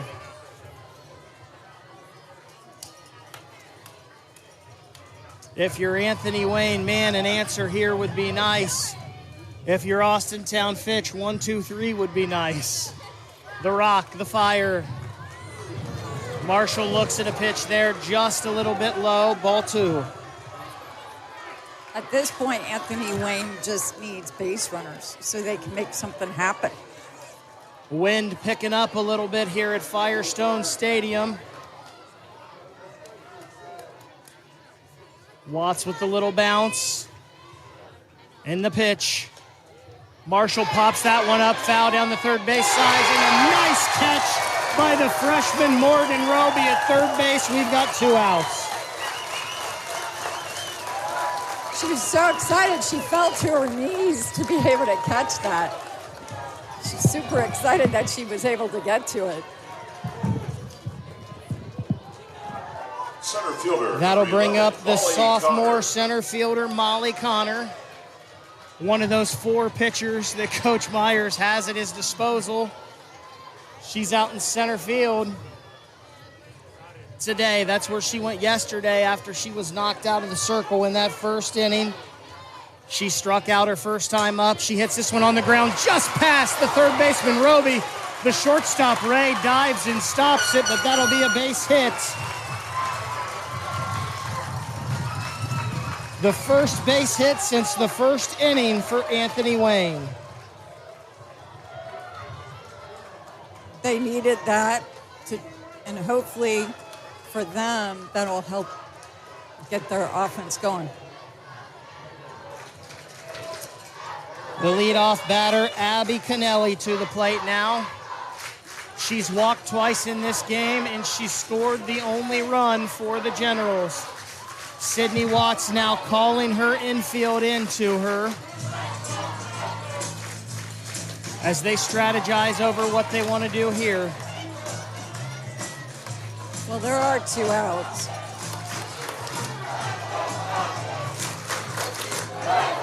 They're anticipating, because she's a lefty slapper. Fitch is anticipating that she's going to slap. Connor down at first, Cannelli at the plate. The wind and the pitch. Cannelli looks at strike 1. Fitch is in their slap defense with the second baseman in and the first baseman back. Watts has worked Cannelli outside all game. Cannelli, a left-handed batter. And so far, it has not worked as she has walked her twice. She's ahead 0-1 here. Here's the 0-1. Swung on and missed. Connor takes off for second. The ball is thrown into center field. A great job by Folkwine backing up, though, but Connor will get the stolen base, and she's in scoring position. Every little bit helps at this point in time, so this is key if Cannelli can come through with the base hit.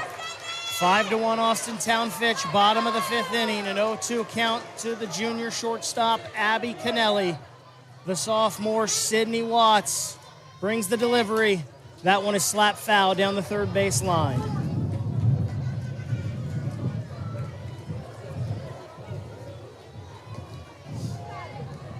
The wind is really picking up. And when we started this game, I think it was just a little over 10 miles an hour. It looks like it's probably about 20 now out there, blowing from left to right.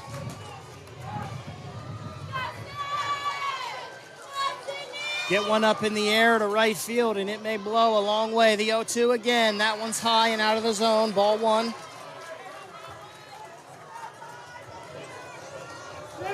Good 0-2 pitch, though.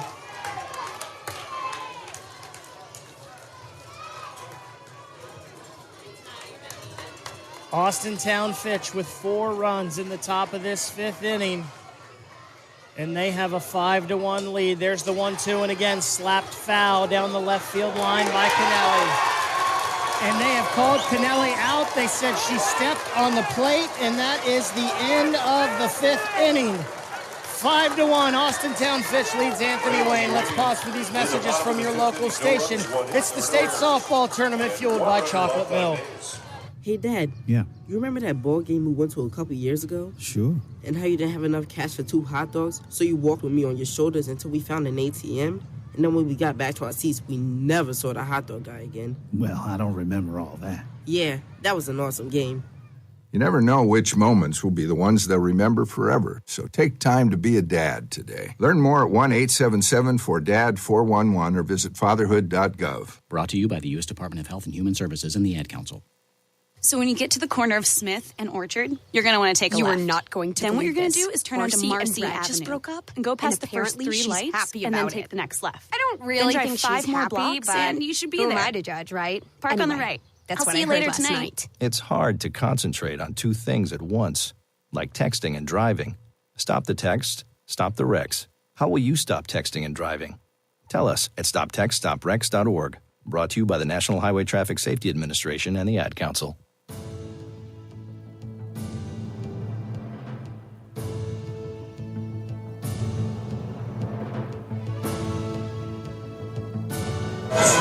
Through 5 in this Division I title game. Austintown Fitch, 5 runs, 8 hits, no errors, 6 left on base. Anthony Wayne, 1 run, 2 hits, 3 errors, and 3 left on base. The 9-hitter, Matty Butis, going to lead it off for Austintown Fitch here in the top of the 6th.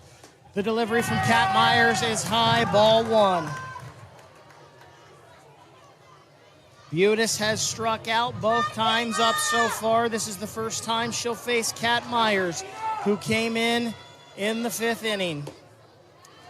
Ball 2, high and away. 2-0 the counts to the senior Matty Butis. That's not how you want to start this inning. Getting down 2 balls and no strikes. The 2-0 swung on and missed. Healthy cut from Butis there. 2-1.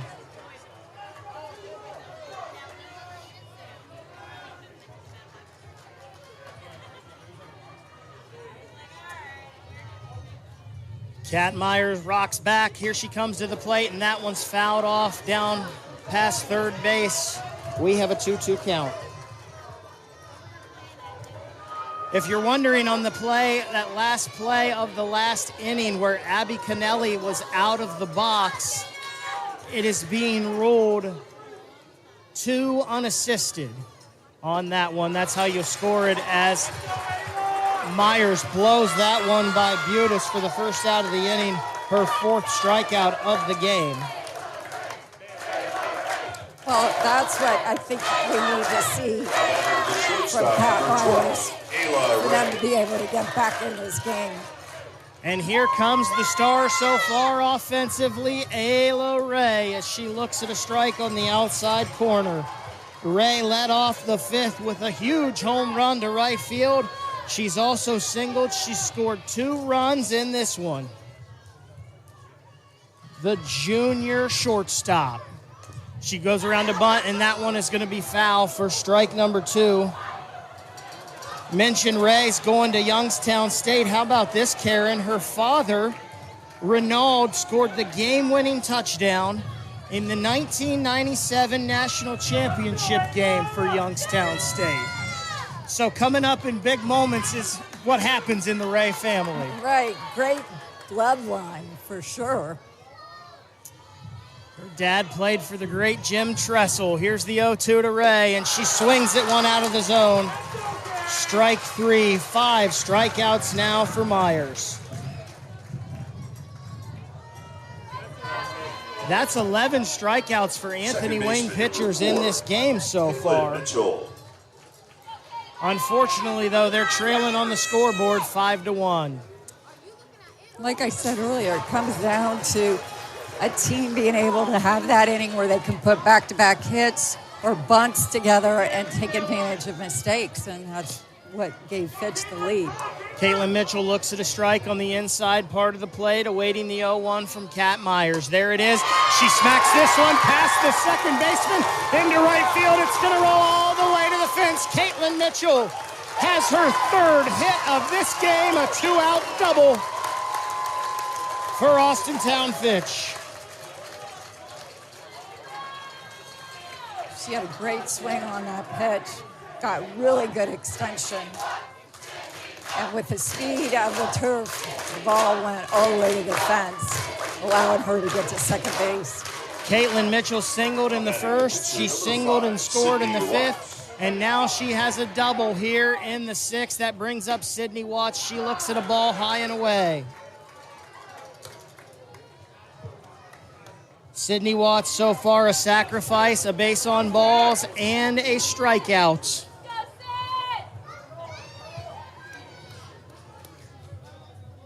The 1-0 to Watts. That is on the inside corner. She doesn't like the call, though, but it's a strike. Yeah, that ball would have been very difficult to hit. I still can't believe this pitcher that we saw throw a no-hitter yesterday that's at the plate now is only a sophomore. She looks at another one, that one high up out of the zone, 2-1. She doesn't carry herself like a sophomore at all, and even today, she had some adversity early, and it never phased her or knocked her off her game. No, she kept her composure. The 2-1 from Myers to Watts, that one on the outside part of the plate for a strike, 2-2. The groan from the Austintown Fitch fans to our right. It might have been a tiny bit low. I know you want it all, but you're up 5-1, and that's the important one. Watts swings and misses for a strikeout. We're through 5.5 at this one. 5-1, Austintown Fitch leads Anthony Wayne. Let's pause for these messages from the OHSAA. You're listening to the state softball tournament brought to you by Chocolate Milk. You practice hard, you play hard, you're always reaching for your goals. You reach for the next point, the next yard, the next win. And after the game, reach for low-fat chocolate milk. It has the fluids to rehydrate you, the right mix of protein and carbs to refuel you, and the vitamins and minerals to help you build strong bones and bodies. Fuel up with chocolate milk. For more information, visit drink-milk.com. Hey fans, June 15th is OHSAA Day at Raising Cane's locations all across Ohio. Go to any Ohio Raising Cane's locations from 4 p.m. to close and mention OHSAA, and a portion of your sale will go towards supporting student athletes in Ohio. Find your local Raising Cane's location by visiting raisingcanes.com and log on to ohsaa.org to follow high school sports in Ohio. Get out on June 15th for OHSAA Day at Raising Cane's and support student athletes in Ohio. You're listening to the Ohio High School Athletic Association State Softball Tournament on the OHSAA Radio Network. Anthony Wayne has 2 more cracks at this thing to come from behind here as they come to the plate in the bottom of the 6th, trailing Austintown Fitch 5-1. It'll be Essence Daubelair Boofman, Megan Sumner, and Trinity Nowicki here in the bottom of the 6th. Leading off for Anthony Wayne.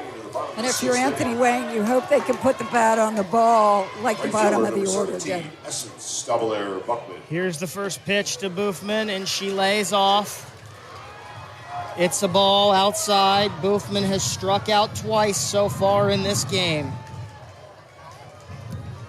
Watts was striking out everyone through the first 3 of this game, but now it's the defense doing the work. The 1-0 to Boofman. Swung on and missed for a strike.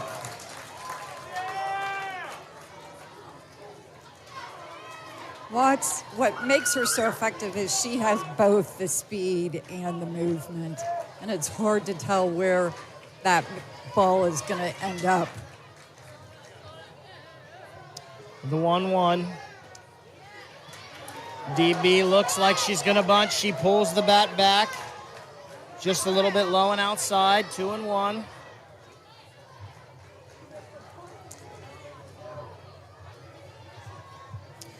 The junior right fielder stands in for Anthony Wayne. The sophomore Watts winds. Here's the pitch. That one skips in off of her catcher's shoulder there. A nice block by McKenna Hogan. And we've run the count to 3-1. We have not had, Anthony Wayne has not gotten to a 3-ball count since the last batter of the 4th inning.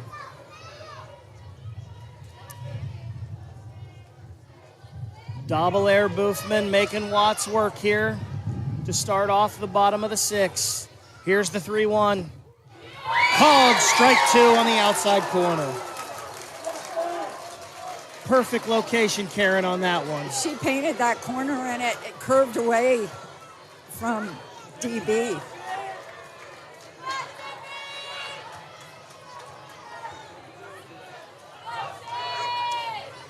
Three and 2 the count. We had a lot of these early in the game, not so much here recently. Here it comes from Watts. Double air Boofman just gets a piece and fouls it back to the netting. What makes Watts so effective with it, I mean, her screwball has really, really good movement on it, and it makes it so hard on the lefties. And then she's developed that changeup this year. I mean, I don't know how you hit her, and obviously Lebanon didn't yesterday. No, and she's going to continue to get better. She's going to get more movement and get more. The 3-2 swung on and missed. Watts is in double digits, her 10th strikeout of the game.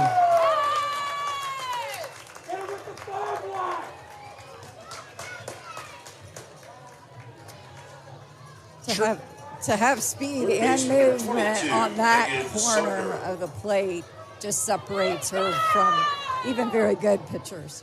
The freshman Megan Sumner steps in now. She's 1 for 1 on the day, a single and a strikeout. The freshman wearing 22 looks at that one. It's high. Ball 1. He's calling on her presentation, making sure that she's bringing her hands together. Home plate, Jerry Norris there. Had that been a strike, he would have called it a ball. A friendly reminder to Sydney Watts. There's the 1-0. Almost the same spot, high and a little in, 2-0. And I think as a coach, you probably appreciate the umpire giving those reminders to your players. As a coach, I didn't mind it. Some coaches don't like it, but I appreciated it. Here's the 2-0 to Sumner. That one is low and inside. 3-0 the count now. Sumner, just a freshman, doing a good job here in this at-bat. Leads this team with 54 hits now on the year. First team all-leaguer as a freshman, the 3-0. In there for a strike, 3-1. And Watts just did something before that pitch. She took a little extra time to get her composure after the 3-0, and she was able to fire back with a great strike.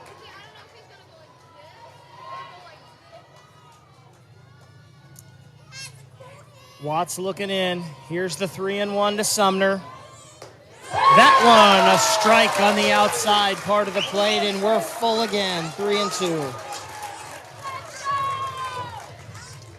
I've noticed Watts here in this at-bat especially definitely mixing up the location of these pitches, making it difficult, changing the eye level of the hitters. The payoff pitch. Watts rocks back. She comes forward. There it is. And that one's driven deep into left field by Sumner. Going back, though, no problem. The left fielder, Ashley McLean. We haven't called her name, I don't believe, in 2 games because she's the designated player. But she read that one in the sun, no problem. Well, she read it off the bat. But you know what? When you have Watts pitching, there's not a whole heck of a lot that gets hit out to the outfield. That brings up Trinity Nowicki, the Anthony Wayne catcher. She's 0 for 2 on the day with 2 strikeouts. But we know she is dangerous with that bat in her hands. She looks at that one, out of the zone, high, ball 1.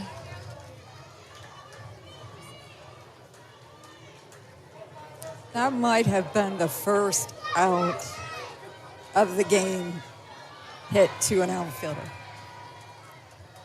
I believe you're right, Karen. Here's the 1-0.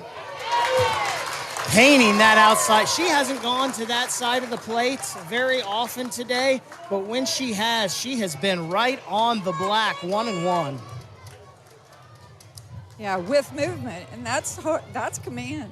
That's hard to do. Nowicki, the junior right-handed hitter, swings and misses at that changeup. 1-2, now the counts.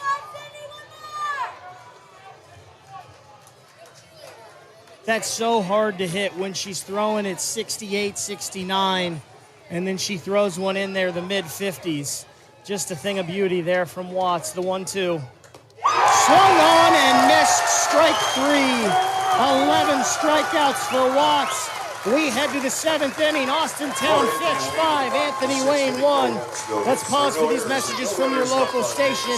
It's the OHSAA State Softball Tournament brought to you by Chocolate Milk. What do basketball, choir, drama club, and marching band all have in common?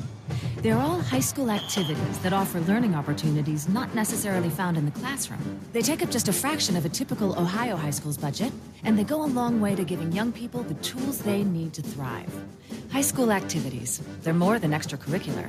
They're extra important, too. This message presented by the Ohio High School Athletic Association and the Ohio Interscholastic Athletic Administrators Association. Why do they officiate? For some, it's a way of staying involved in a sport they grew up with. For others, it's a way to pay it forward by helping kids who play today and tomorrow. It's also a great way to stay active, make extra money, and work with friends. And all of them will say it boils down to one thing: the love of the game. Find your reasons and log on to ohsaa.org to find out how to become an official. You'll be glad you did. This is the Ohio High School Athletic Association. Educate through sports.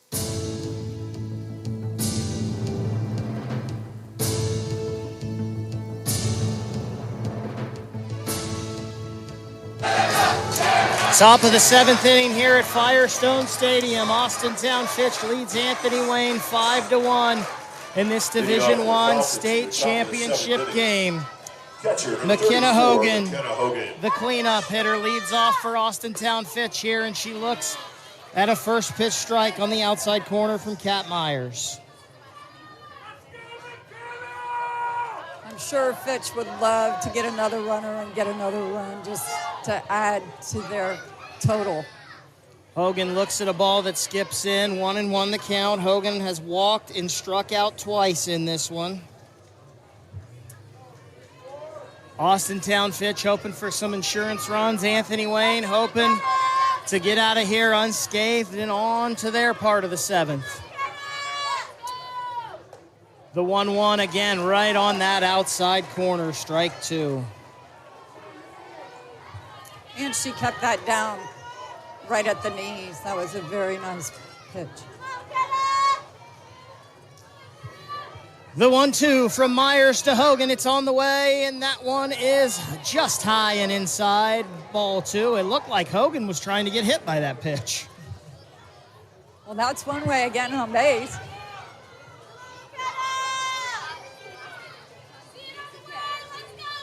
Here's the 2-2. Fouled straight back, had people in the front row ducking. Karen, we mentioned this was the 20-year anniversary of Anthony Wayne's only win in the state tournament when they got to the state championship game and were runners-up in 2003 as the 2-2 from Myers comes in here, fouled off again by Hogan. The head coach of that team, Caroline Votsberger, came back and joined this coaching staff mid-season this year. She retired this year from being a teacher, and she said she just felt a calling to come back on this team, so she's on Coach Myers' staff today for Anthony Wayne. A pretty cool story as Hogan looks at ball 3 outside on the 20-year anniversary of her team, the only win in school history at the state softball tournament. Yeah, that's really neat for her. Before the tournament, I had talked to Brooke Lepatch, and she had mentioned that as well. She said she's really made a difference in their mental frame of mind. And Hogan swings and misses at that one for strike 3. One out here in the top of the 7th. That is 7 strikeouts for Kat Myers. 13 on the day for Anthony Wayne pitchers. And that brings up Kylie Folkwine to the plate. What a day the freshman has had. A walk, a single, an RBI triple, and she scored a run. She looks at strike 1 there. What a day for the freshman. You got to be happy for her, and it's says a lot for the future of this program to have her come back for 3 more years. Folkwine swings and misses at strike 2. Folkwine's triple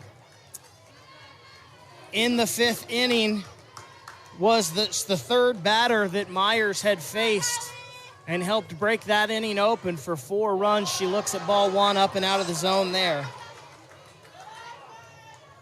Yeah, well, I was going to say she ripped that ball to right center field. We saw her yesterday, how good she is defensively in center field, too. She hasn't been tested today. No, but again, that goes to a credit to Watts because it's really hard to get the bat on the ball. As you mentioned, only 1 ball hit into the outfield today. 1 put out in the outfield today. The 1-2 to Folkwine. And she rips another one to right center field. That one's to the wall. She's on her horse, and she's going to have a stand-up double. A single, a double, a triple for Folkwine on the day. And Fitch has runner in scoring position. All she needed was the home run for the cycle. Although I don't know, do we want the game to go extra innings? Maybe she can have another at bat. I mean, they could always come back around here in this inning, I guess. Anthony Wayne doesn't want that for sure. Samantha Severn steps in, the designated player. She looks at strike 1. I couldn't even imagine being a freshman and putting on this performance in a state championship game. And the freshmen, and not only her, but the freshmen who are playing in this game are playing without nerves of being a freshman. Severn swings and misses strike 2.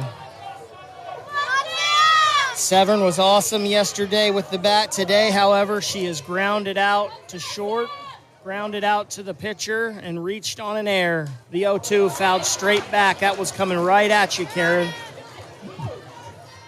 Well, there is a net there. I have total faith and confidence you would have made the play, though, Coach.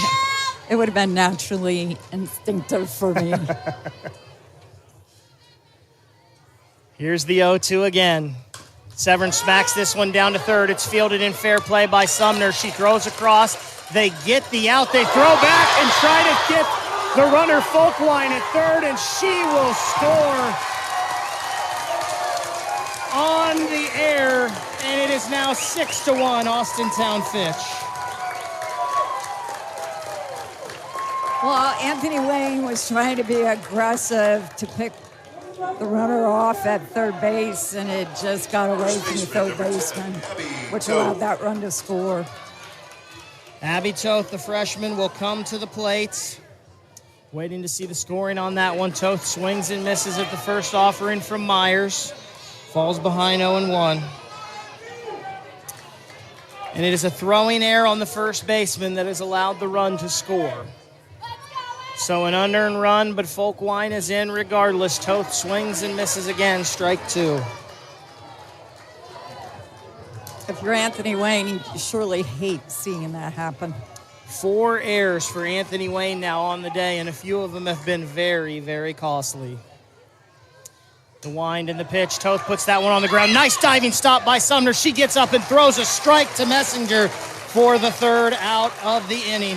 But not before Austintown Fitch gets another run. They lead Anthony 6-1. We're heading to the bottom of the 7th. Let's pause for these messages from the OHSAA. It's the state softball tournament fueled by chocolate milk.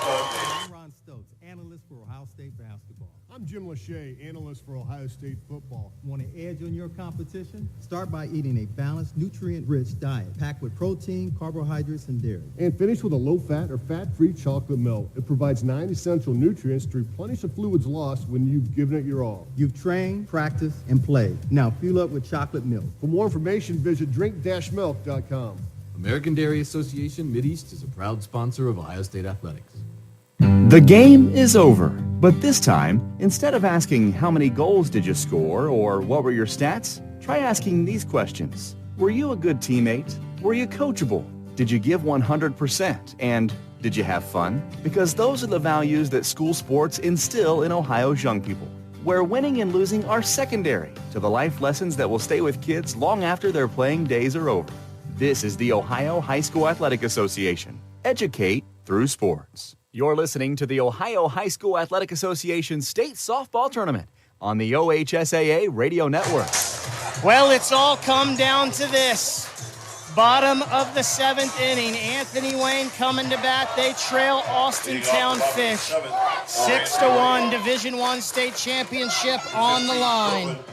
Brooklyn Patchen will lead off for Anthony Wayne. She pops up the first pitch behind second base.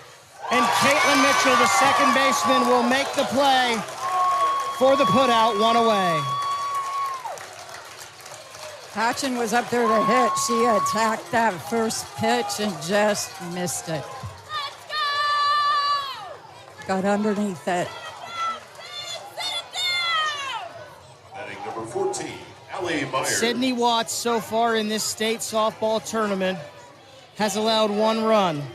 She's allowed 2 hits, and she has struck out 23 as Allie Myers fouls off that first pitch straight back, 0-1. Have yourself a state tournament, sophomore. That's exciting for her, but it's exciting for the fans and the whole entire team. Coach Ward said he hopes he doesn't get fired before the next 2 years so he can be with her. I think he's going to be okay. Yeah, I think he'll keep his job. The 0-1 high and out of the zone, ball 1. 1-1 the count. You can't say enough about this Austintown Fitch team and some of the young players, especially Sydney Watts and Kylie Folkwine, the way they have played today in this state championship game, the 1-1. That's driven into the outfield by Allie Myers. Folkwine, though, right under it. And Austintown Fitch is 1 out away from the Division I state championship. And the crowd is getting on their feet.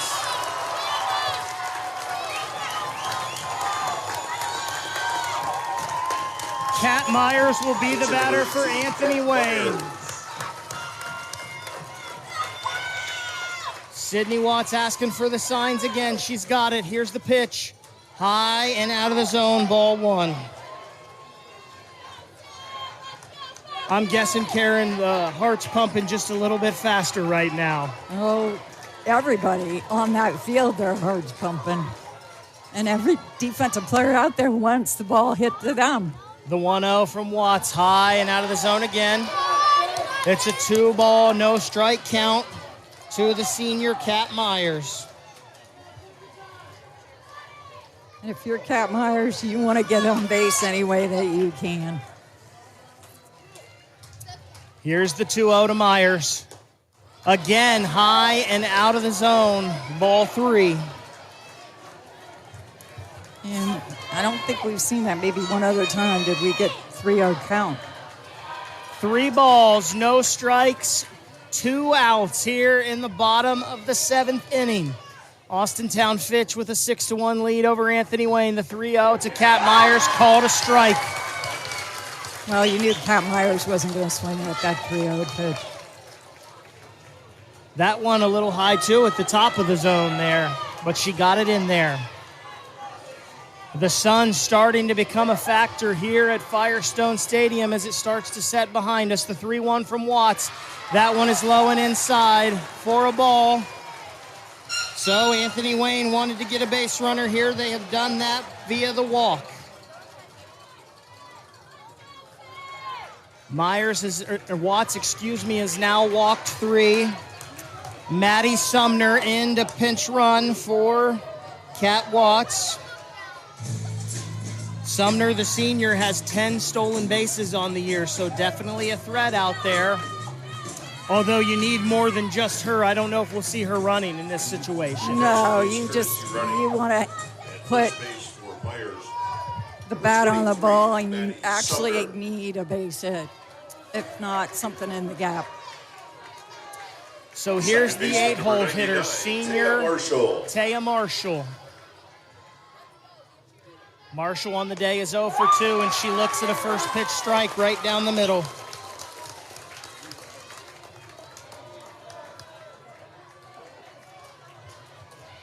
Watts trying to work ahead. Marshall, the third team all-leaguer, gripping out tight on that bat, swings and fouls that one straight back. She's in an 0-2 hole. Well, the crowd's feeling it right now.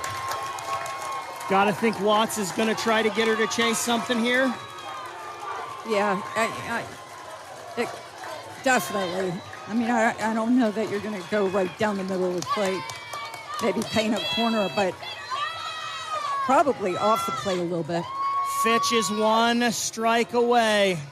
Here's the wind and the pitch. Just high. Watts and Hogan thought they had strike 3. That was just out of the zone. Hogan takes her helmet off behind the plate and is laughing. Nonetheless, we have a 1-2 count. I think the umpire was giving Fitch the benefit. Giving Anthony Wayne the benefit of the doubt. I don't know how in that situation Marshall doesn't swing at that, but good eye on her part. Here's the 1-2. Swung on, hit foul down the third baseline. We'll do the 1-2 again. That's got to be tough if you're Marshall in the batter's box right now. Man, you could cut this moment with a knife. You can feel the emotions everywhere.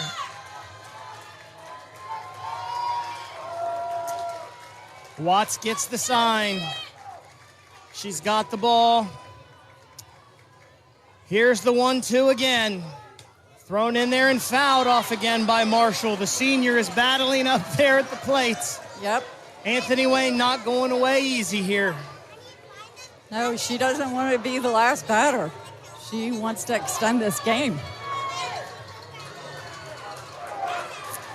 Sydney Watts again giving up 2 hits today. She's walked 3. She's struck out 11. She'd love to get number 12 right here. Here's the 1-2 again. That one high and over the catcher, Hogan. Sumner, who is running on third, will head down, or running on first, will head down to second. 2-2 the count. Nothing hurts you there, though. No, not at all. I think this is a case where Watts just wants it so badly. She just needs to relax. 2 balls, 2 strikes, 2 outs, bottom of the 7th. The 2-2, swung on, and oh, she got a piece of it. Thought we had strikeout number 12. Marshall just got enough of that to stay alive. And give credit to Marshall. That was a very tough pitch. Curved in on her. The Fitch fans getting restless here. They thought they had strike 3. Austintown Fitch leading Anthony Wayne 6-1. 1 strike away. The 2-2 from Watts to Marshall. High and inside, we've gone full. And that was a good hold by Marshall, because that was not a strike. The plate discipline here from Marshall has been excellent for the senior in this final at bat. I love her focus. The 3-2. Just high out of the zone. Taya Marshall will walk. And we have runners now on first and second for Anthony Wayne, with sophomore Molly Connor coming to the plate.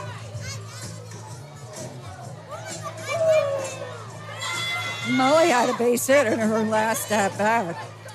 Looks like pitching coach Becky Spalding has made her way out to talk to Watts. We've had a set of keys turned into the press box. Didn't seem like Watts wanted to hear what she say much. She walked away pretty quick. She basically just said, hey, settle down, stay within yourself. Megan Sumner, the pinch runner, is out at second base. Molly Connor. Taya Marshall, who just walked, is on first. Molly Connor, the center fielder, the sophomore, up for Anthony Wayne. 2 outs here in the bottom of the 7th. Sydney Watts fires that in. That one fouled straight back to the netting. Strike 1.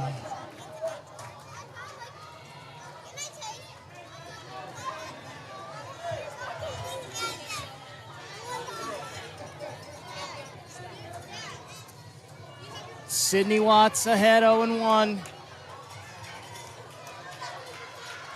Again, that sun starting to play a factor on the left side of the field for the left fielder, the third baseman, and the shortstop. Sumner, the right-handed batter. That pitch is high. Good job by Hogan to reach up there and grab it. 1 ball, 1 strike.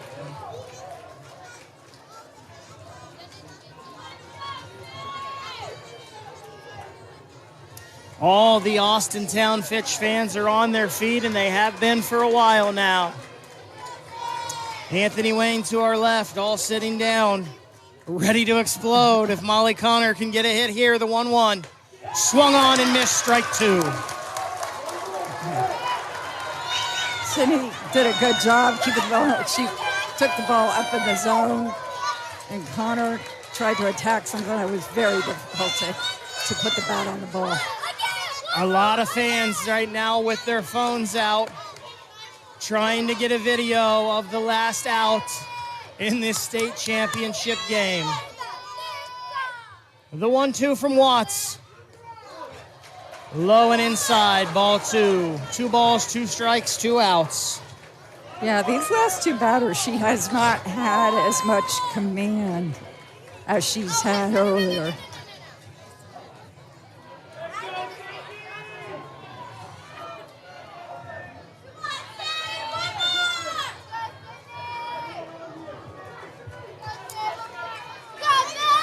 Connor back in the box.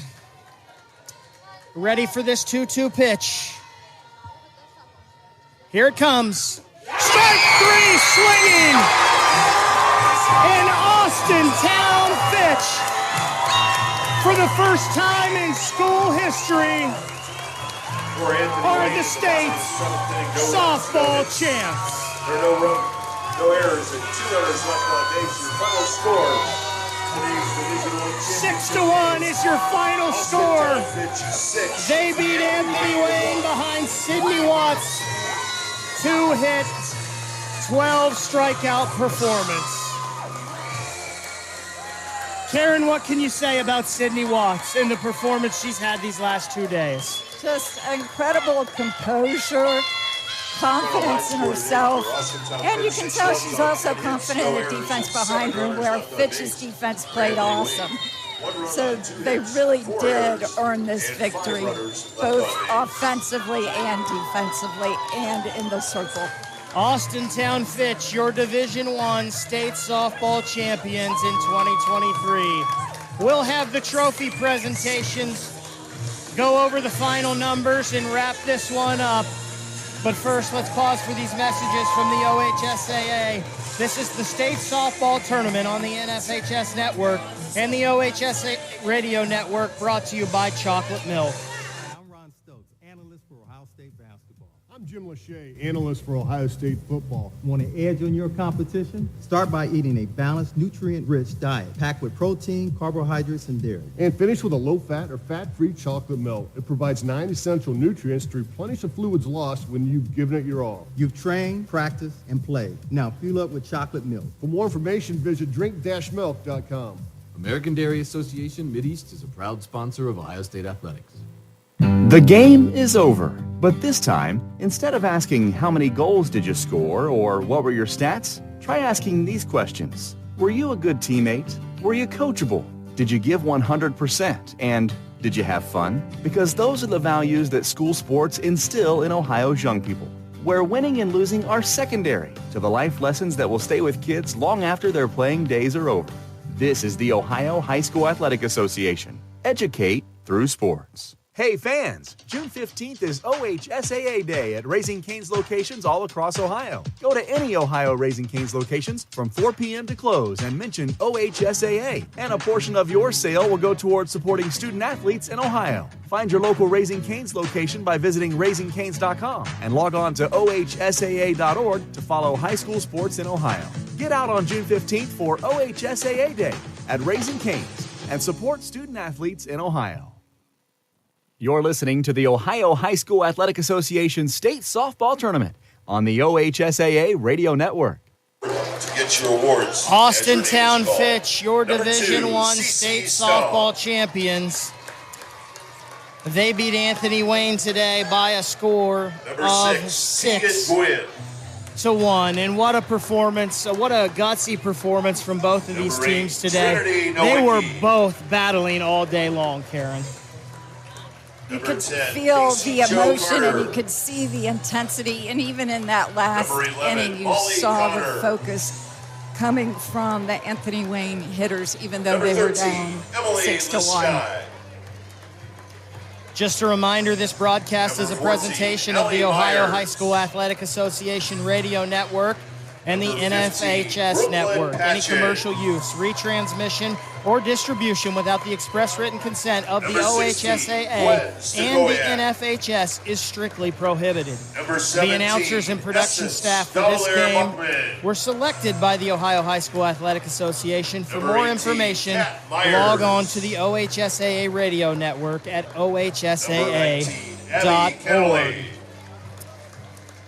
The Anthony Wayne Generals receiving their player medals and about to get their state runner-up trophy.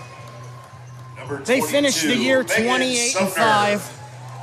They had a great season, and they've got a lot of good players coming back. Kennelly, Essence, both juniors. Sumner's just a freshman. Nowicki will be back. They lose Patchen and Myers, but they still have Allie Myers and Molly Connor they can go to in the circle. I know there's nothing you can say to them right now, but it was a great season and the future's bright for Anthony Wayne.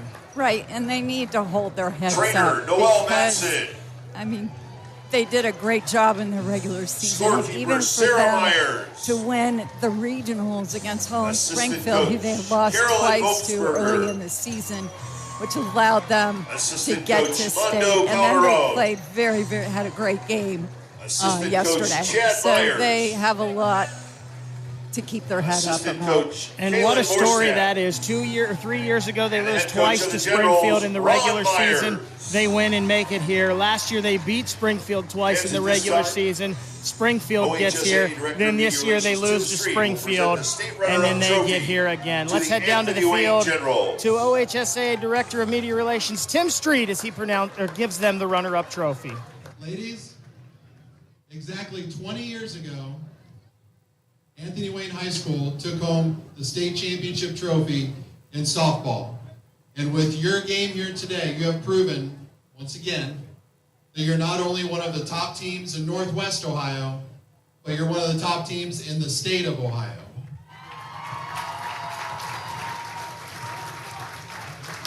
And regardless of which of these trophies you're taking home today, I know that your school is going to display it with pride because it shows what you took to get here.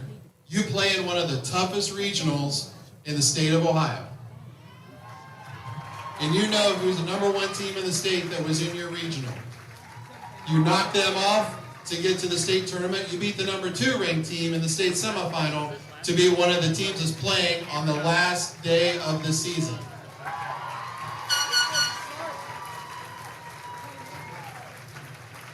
So on behalf of our board and our staff, 818 member schools, it's my honor to give Anthony Wayne the Division I State Runner-Up Trophy. Congratulations.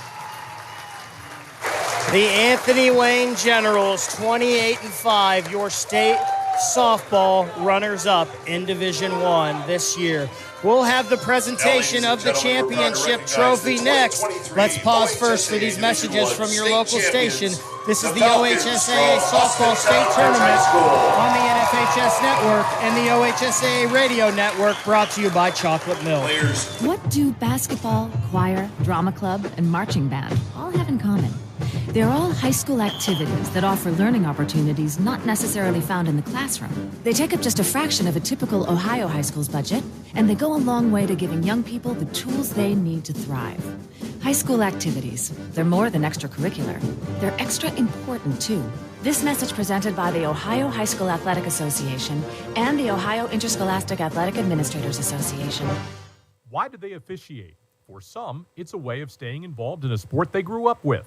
For others, it's a way to pay it forward by helping kids who play today and tomorrow. It's also a great way to stay active, make extra money, and work with friends. And all of them will say it boils down to one thing: the love of the game. Find your reasons and log on to ohsaa.org to find out how to become an official. You'll be glad you did. This is the Ohio High School Athletic Association. Educate through sports. Hey, Dad. Yeah. You remember that ball game we went to a couple years ago? Sure. And how you didn't have enough cash for 2 hot dogs, so you walked with me on your shoulders until we found an ATM? And then when we got back to our seats, we never saw the hot dog guy again. Well, I don't remember all that. Yeah, that was an awesome game. You never know which moments will be the ones they'll remember forever, so take time to be a dad today. Learn more at 1-877-4DAD-411 or visit fatherhood.gov. Brought to you by the U.S. Department of Health and Human Services and the Ad Council. So when you get to the corner of Smith and Orchard, you're going to want to take a left. You are not going to. Then what you're going to do is turn onto Marcy Avenue. Just broke up, and go past the first 3 lights, happy and then about take it. the next left. I don't really then think drive 5 she's more happy, blocks, but and you should be who there. am I to judge, right? Park on the right. That's I'll what see I you heard later last tonight. night. It's hard to concentrate on two things at once, like texting and driving. Stop the text, stop the wrecks. How will you stop texting and driving? Tell us at stoptextstopwrecks.org. Brought to you by the National Highway Traffic Safety Administration and the Ad Council.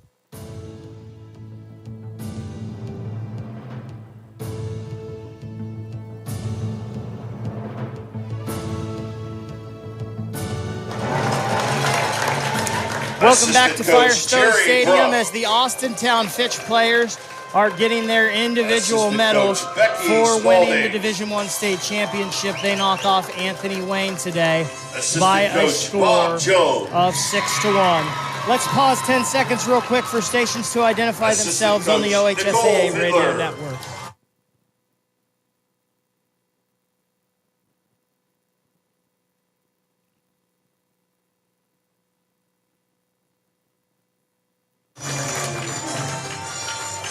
Ryan Baker here with Karen Linder, my broadcast partner. A exciting Division I state championship game. This time, ladies and Let's head gentlemen, down to the OHSAA field now manager to of the membership and OHSAAs. And a 2013 Austintown Fitch graduate, Ronald Sayers, will present Ronald the state Sayers, championship trophy. an Austintown Fitch graduate, for the presentation of the Ladies, championship trophy. They always say, good things come to those who wait. 30 years after Austintown Fitch earned its lone state runner-up trophy in the softball state tournament, you get to take home the Division I state championship trophy.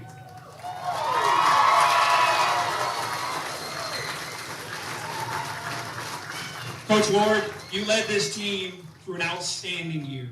22-0, you outscored your tournament opponents 57-7, and enter today on the heels of a no-hitter in the state semifinal. Being a part of this community for 28 years, I've known a lot of really good athletes, I've known a lot of really good teams that walk the halls of Fitch. There is no doubt in my mind that this Austintown Fitch softball team is the most dominant team to ever walk the halls of Austintown Fitch High School.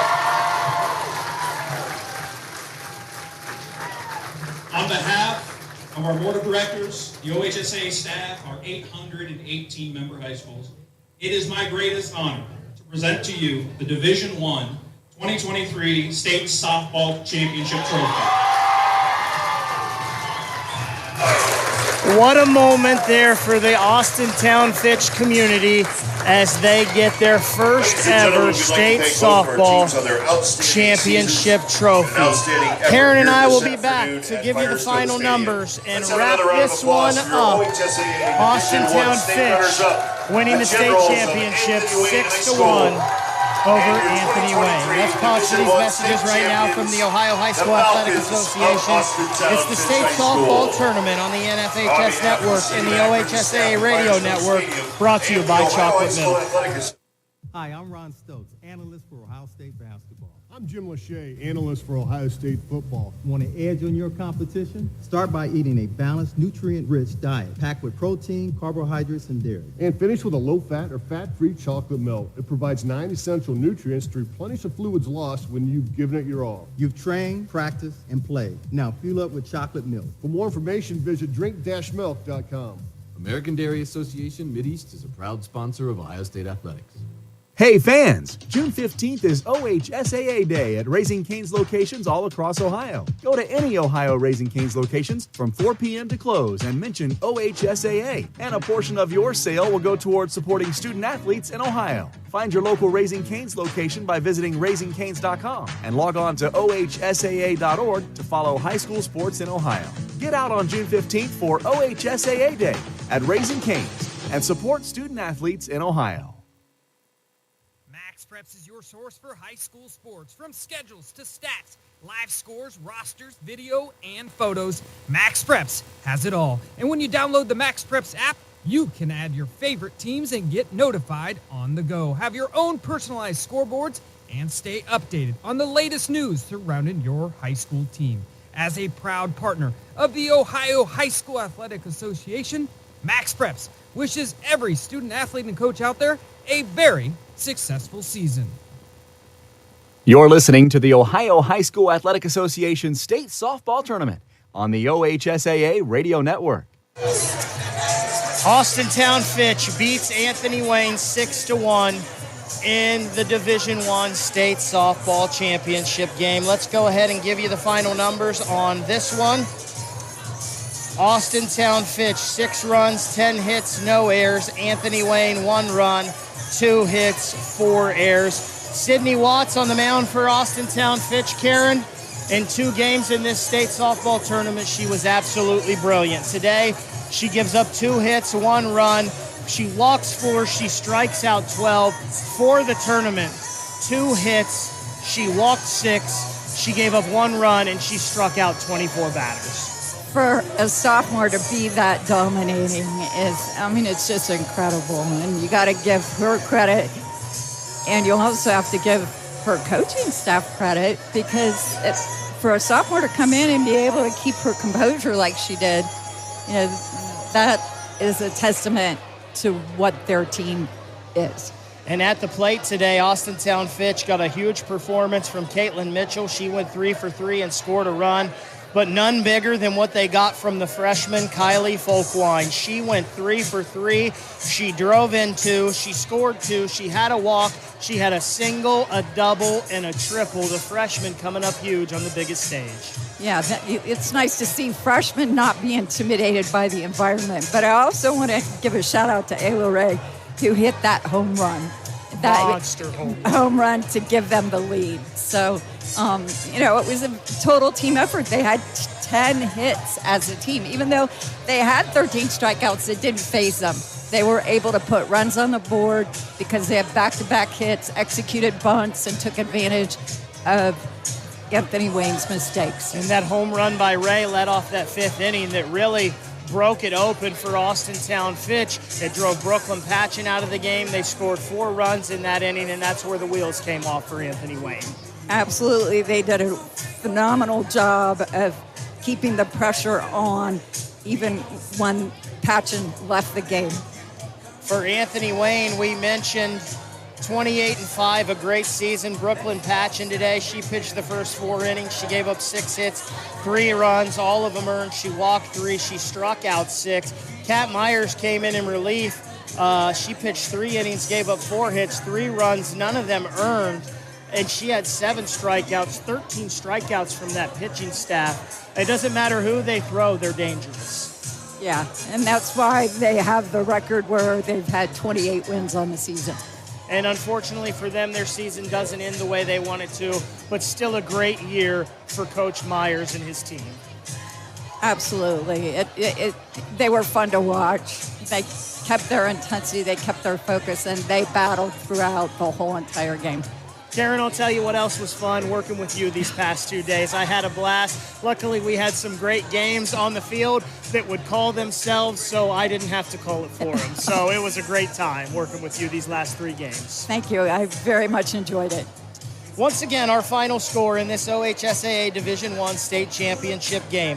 Austintown Fitch 6, Anthony Wayne 1. Make sure you turn back into the OHSAA radio network at 6:30 for the Division IV state championship game as Hopewell Loudon faces Strasburg Franklin. Franklin going for their 9th state championship. It would tie a state record. First pitch in that one set for 6:45. David Wilson and Melissa Basil will bring you all of the action in that one.